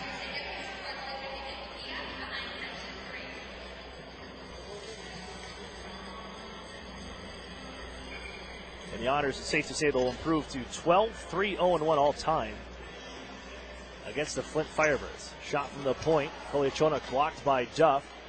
Nilsson towards the goal. Another one blocked by Jack Duff, and he'll roll this one 185 feet in front of the line and back to chase. Garrett Podubny here shorthanded. Koliachonok and Nilsson go back and forth, the two defenders, and now here's Kepin left side towards the Otters zone. Poke check nicely by Drysdale. Duff comes across to help out. Out of the box is Joe Mack, or even strength. Drysdale on for Sproul and ahead. Here comes Garrett Podubny into the zone right wing side. They get defenders back. Tries to shovel a backhander towards the net. Morrison slows it with the stick, then covers up. The Otters 2:25 to play, 8-2. The score here from Flint. They lead the Firebirds. They'll sweep this season series. Firebirds due to average coming into this game, allowing 7.3 goals per game to the Otters in their first 3 matchups. Wow. So they got the average and then some. Tonight, with the 8th spot, here's Clark back to the Erie zone. He's shoved by Marcus Gillard. And Winterton, he'll go for a little skate behind the Otters goal. Taken away by D'Amato. Room out left wing side, Dan D'Amato. He'll go across a couple of stripes now. Erie trying to send it across for Elias Cohen. And why not? He's got the hot stick. He scored in all but one of his games in the Ontario Hockey League to start his career. Here's D'Amato again. Finds Cohen behind the net. To the point, Jamie Drysdale. Blocks the line. Wrist shot. That's blocked. Selin to the goal. Save. Rebound. Scores! You say D'Amato. I say D'Amato. And Dan D'Amato has his first Ontario Hockey League goal. I hope somebody retrieved that. I'm assuming they probably did. 9-2. The score here. We will get a new puck, and Dan D'Amato, the 4th overall pick in the under-18 draft, injured and missed his entire minor midget draft year. Played with the Vaughan Kings last season. Erie took him 4th overall. And he has been a solid part of the Otters' depth. And now he gets his first OHL goal to go with it in his 29th game played this season. 90 seconds left. As Erie knuckles this one ahead to center. Henry's going to slow it down. And here's Drysdale once more. Back in his own circles. At this point, you can just play keep away.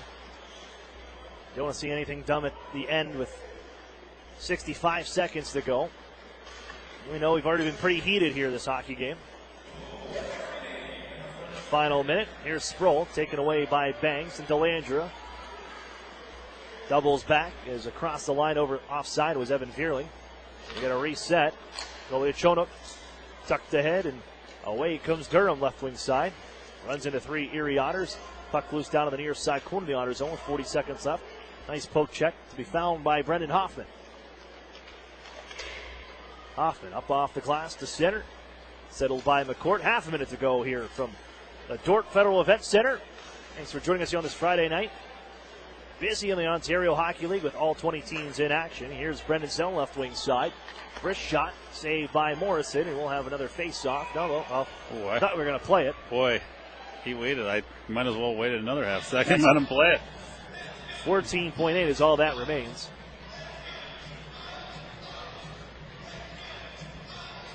As Erie adds goals in this period from Max Golod, Kyle Maximovich, the hat trick goal, Elias Cohen, and Daniel D'Amato with his first Ontario Hockey League goal to make it 9-2 here from Flint. Puck loose from center ice. We'll run the final 5 seconds off the clock. The court takes a look, and they'll just run this thing down, and the buzzer will sound. The Otters down the Firebirds, 9-2. Dowsum here to put them out. Will pick up the 2 points. 14th victory of the year.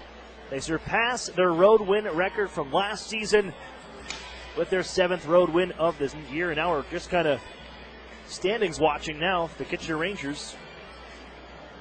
The team that was 2 points ahead of the Erie Otters for the final playoff spot, the 8th seed in the Western Conference. They have a 1-0 lead over the Barrie Colts, but Erie's knocking at the door. Yeah.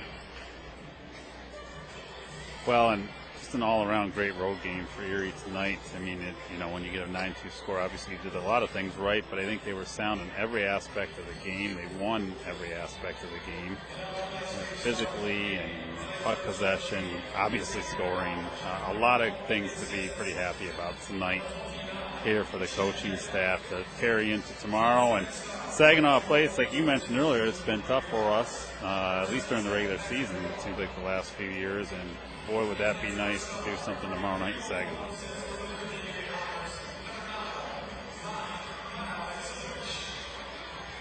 Otters that's the thing, consistency and replicating this effort tomorrow night. And have the Saginaw Spirit at 7:05. I'll be there. We may have Tim with us as well. But we're going to take a break. When we come back, we'll have the Duskus Martin Funeral Home post-game show for you right after this. You're listening to the Erie Otters Radio Network on CBS Sports Radio 96.3 and 1260. This holiday season, my good friend gave to me 7 Powerball tickets, 6 match-fix chances, 5 cash lives, 4 cash for lives, 3 pick 3s, 2 Mega Millions. Pennsylvania lottery tickets make great gifts, like the new Cash Kringle, with top prizes of $100,000. Players must be 18 or older. Please play responsibly. Benefits older Pennsylvanians every day. And best wishes from the lottery. Hockey is back in the city of Erie, and you won't want to miss any of the hard-hitting, fast-paced Erie Otters action at the Erie Insurance Arena. Bring in the new year with the Erie Otters when they take on the Hamilton Bulldogs Monday, December 31st at 6 p.m. for the UPMC New Year's Eve celebration. Don't miss the NHL stars of tomorrow, today. Get your tickets at the Erie Insurance Arena box office, online at ottershockey.com, or by calling 814-452-4857. What sedan lets you hit the road and not the gas station? With an average of 37 miles per gallon highway, it's a 2018 Nissan Sentra. This compact sedan has a sporty profile thanks to its sleek aerodynamic design. It also has other great standard features like Bluetooth and remote keyless entry. The 2018 Nissan Sentra. 0 down for only $199 a month. Sign and drive. What's the best-selling SUV in America? It's the Nissan Rogue. 0 down for only $279 a month for 36 months. Sign and drive. The Rogue has standard features such as zero-gravity seats, Android Auto, Apple CarPlay, and rear cross-traffic alert. 0 down for only $279 a month for 36 months. Sign and drive. Stop in and meet the Rogue family at Interstate Nissan, 1.5 miles south of I-90 on Peach Street. 18 Nissan Sentra, selling price $19,247, VIN JY320068. 18 Nissan Rogue, selling price $26,100, VIN JP503998. Both leases 12,000 miles per year for 36 with Tier 1 credit approval through NMAC. This payment is plus tax, title, license, stock fee, and $595 acquisition fee. The new home of the Erie Otters, WRIE Erie, CBS Sports Radio 96.3 and 1260. Welcome back to the Dordt Federal Event Center. I'm Aaron Cooney. Along with me, Tim Wilson, here for the ride the whole game as the Otters down the Flint Firebirds 9-2. Your final here from Flint, Michigan. The Otters will take the season series 4-0 as they sweep the Firebirds. They're 12-3-0-1 all-time against Flint since they joined the league 4 seasons ago. And Tim, we talked about it on the air, but this was just all Erie Otters, and they hit just about every aspect of the game, dominated just about every aspect of the hockey game as we enter the Duskus Martin Funeral Home post-game show. Duskus Martin working tirelessly to give your loved ones dignity. And 9-2, you mentioned the score is one thing, but it was all the little things that I think Erie, the coaching staff, are going to be even more thrilled with. Yeah, and not so lopsided the first period. I thought Erie did win that period, but from periods 2 and 3, they certainly dominated, and it wasn't just the scoreboard. I think the battles for loose pucks, Erie came out of those most of the time, and physically I thought was able to move Flint around a little more tonight than the other way around. And play in the defensive zone, they were better. Play in the offensive zone, they were better. They really hit on all cylinders tonight and did, win every aspect of this game. 9-2 the score. We'll recap it for you. As the Otters found themselves trailing to give up the first goal 2 minutes and 30 seconds in when we thought was going to be a pretty energetic back-and-forth hockey game with the court on the board first. 2:30 in, 1-0 Flint. There was a lot of physicality and a good pace to this one. The Otters were tied up on a Max Golod goal at 7:21, 1-1 the score, and then Erie gets their first power play opportunity of the hockey game. They'll cash in there. Chad Yetman in front of the net, stick down. It's thrown in front by Max Golod, and Erie picks up the goal. Just had that blade along the ice when you're crashing the net. And all you have to do is get a piece of it because of the hard pass from Max Golod to redirect it back in. 2-1 Erie after the first 20 minutes, and then it just went off the rails for the Flint Firebirds. They only mustered up 2 shots in the first 11 minutes of that period, and the Otters would score 3 goals. Dan Singer at 6:15. He's got his 7th of the season. Then Kyle Maximovich with goals number 17 and 18. Just 29 seconds apart. That moves him and bumps Connor McDavid out of the top 10. Ties him with Connor Brown at 98 career goals in Erie Otters all-time goal scoring. And, well, he'll eventually pick up the hat trick that'll put him into 8th all-time in goal scoring for the Erie Otters on that list. 9th as he heads over Connor Brown as well with the hat trick tonight, his 2nd of his OHL career. Erie leads 5-1 after 40 minutes. Head to the 3rd. Max Golod, a beautiful individual play. 59 seconds into the period. He just walked through the defense, puts it on the backhand, and then fires the backhander. Perfect placement to send it through Evan Morrison. Otters lead 6-1. Flint will get one back. It seemed like they had a bit of a surge into that early part of the the 3rd period. Or they would get one from Eric Yuba on a nice little passing play, and Yuba able to finish it off on the back door from Evan Vierling at 4:28. But then it was just, again, Erie came right back. Maximich got one, kind of put a shot in the arm of the Otters, and then the 4th line. Elias Cohen, he's got his 3rd in 4 OHL games. And then Dan D'Amato gets his first Ontario Hockey League goal at 18-17, cleans up a little bit of garbage towards the end of the game, and just sweeps one that you can't blame him. Sitting behind the goaltender in the blue paint, he puts it home from the crease. Dan D'Amato with his first Ontario Hockey League goal, and the Otters take this one 9-2. It'll be a nice little 40-minute jaunt back to Saginaw, back to the hotel for the Otters after this one. Take a look at tonight's Ironworkers Local Union number 3's Ironman of the game with the 3 stars. And you can imagine it's going to be all Erie, and it's the top line that's going to take this one. 3rd star, Chad Yetman with a 4-point night, a goal and 3 assists. 2nd star, Max Golod had a 4-point night as well, 2 goals and 2 assists. And Kyle Maximovich, the number 1 star, 3 goals, 1 assist, 12 points between the 3 of them. The top line combines for 6 goals and 6 assists. And the Otters have themselves a hockey game, 9-2. But they've been preaching start over after everything. And yeah, it's nice with the 9-2 win, but you got a Saginaw Spirit team that's made a little improvement before the break. They leap ahead now at the end of the game with 1:28 left.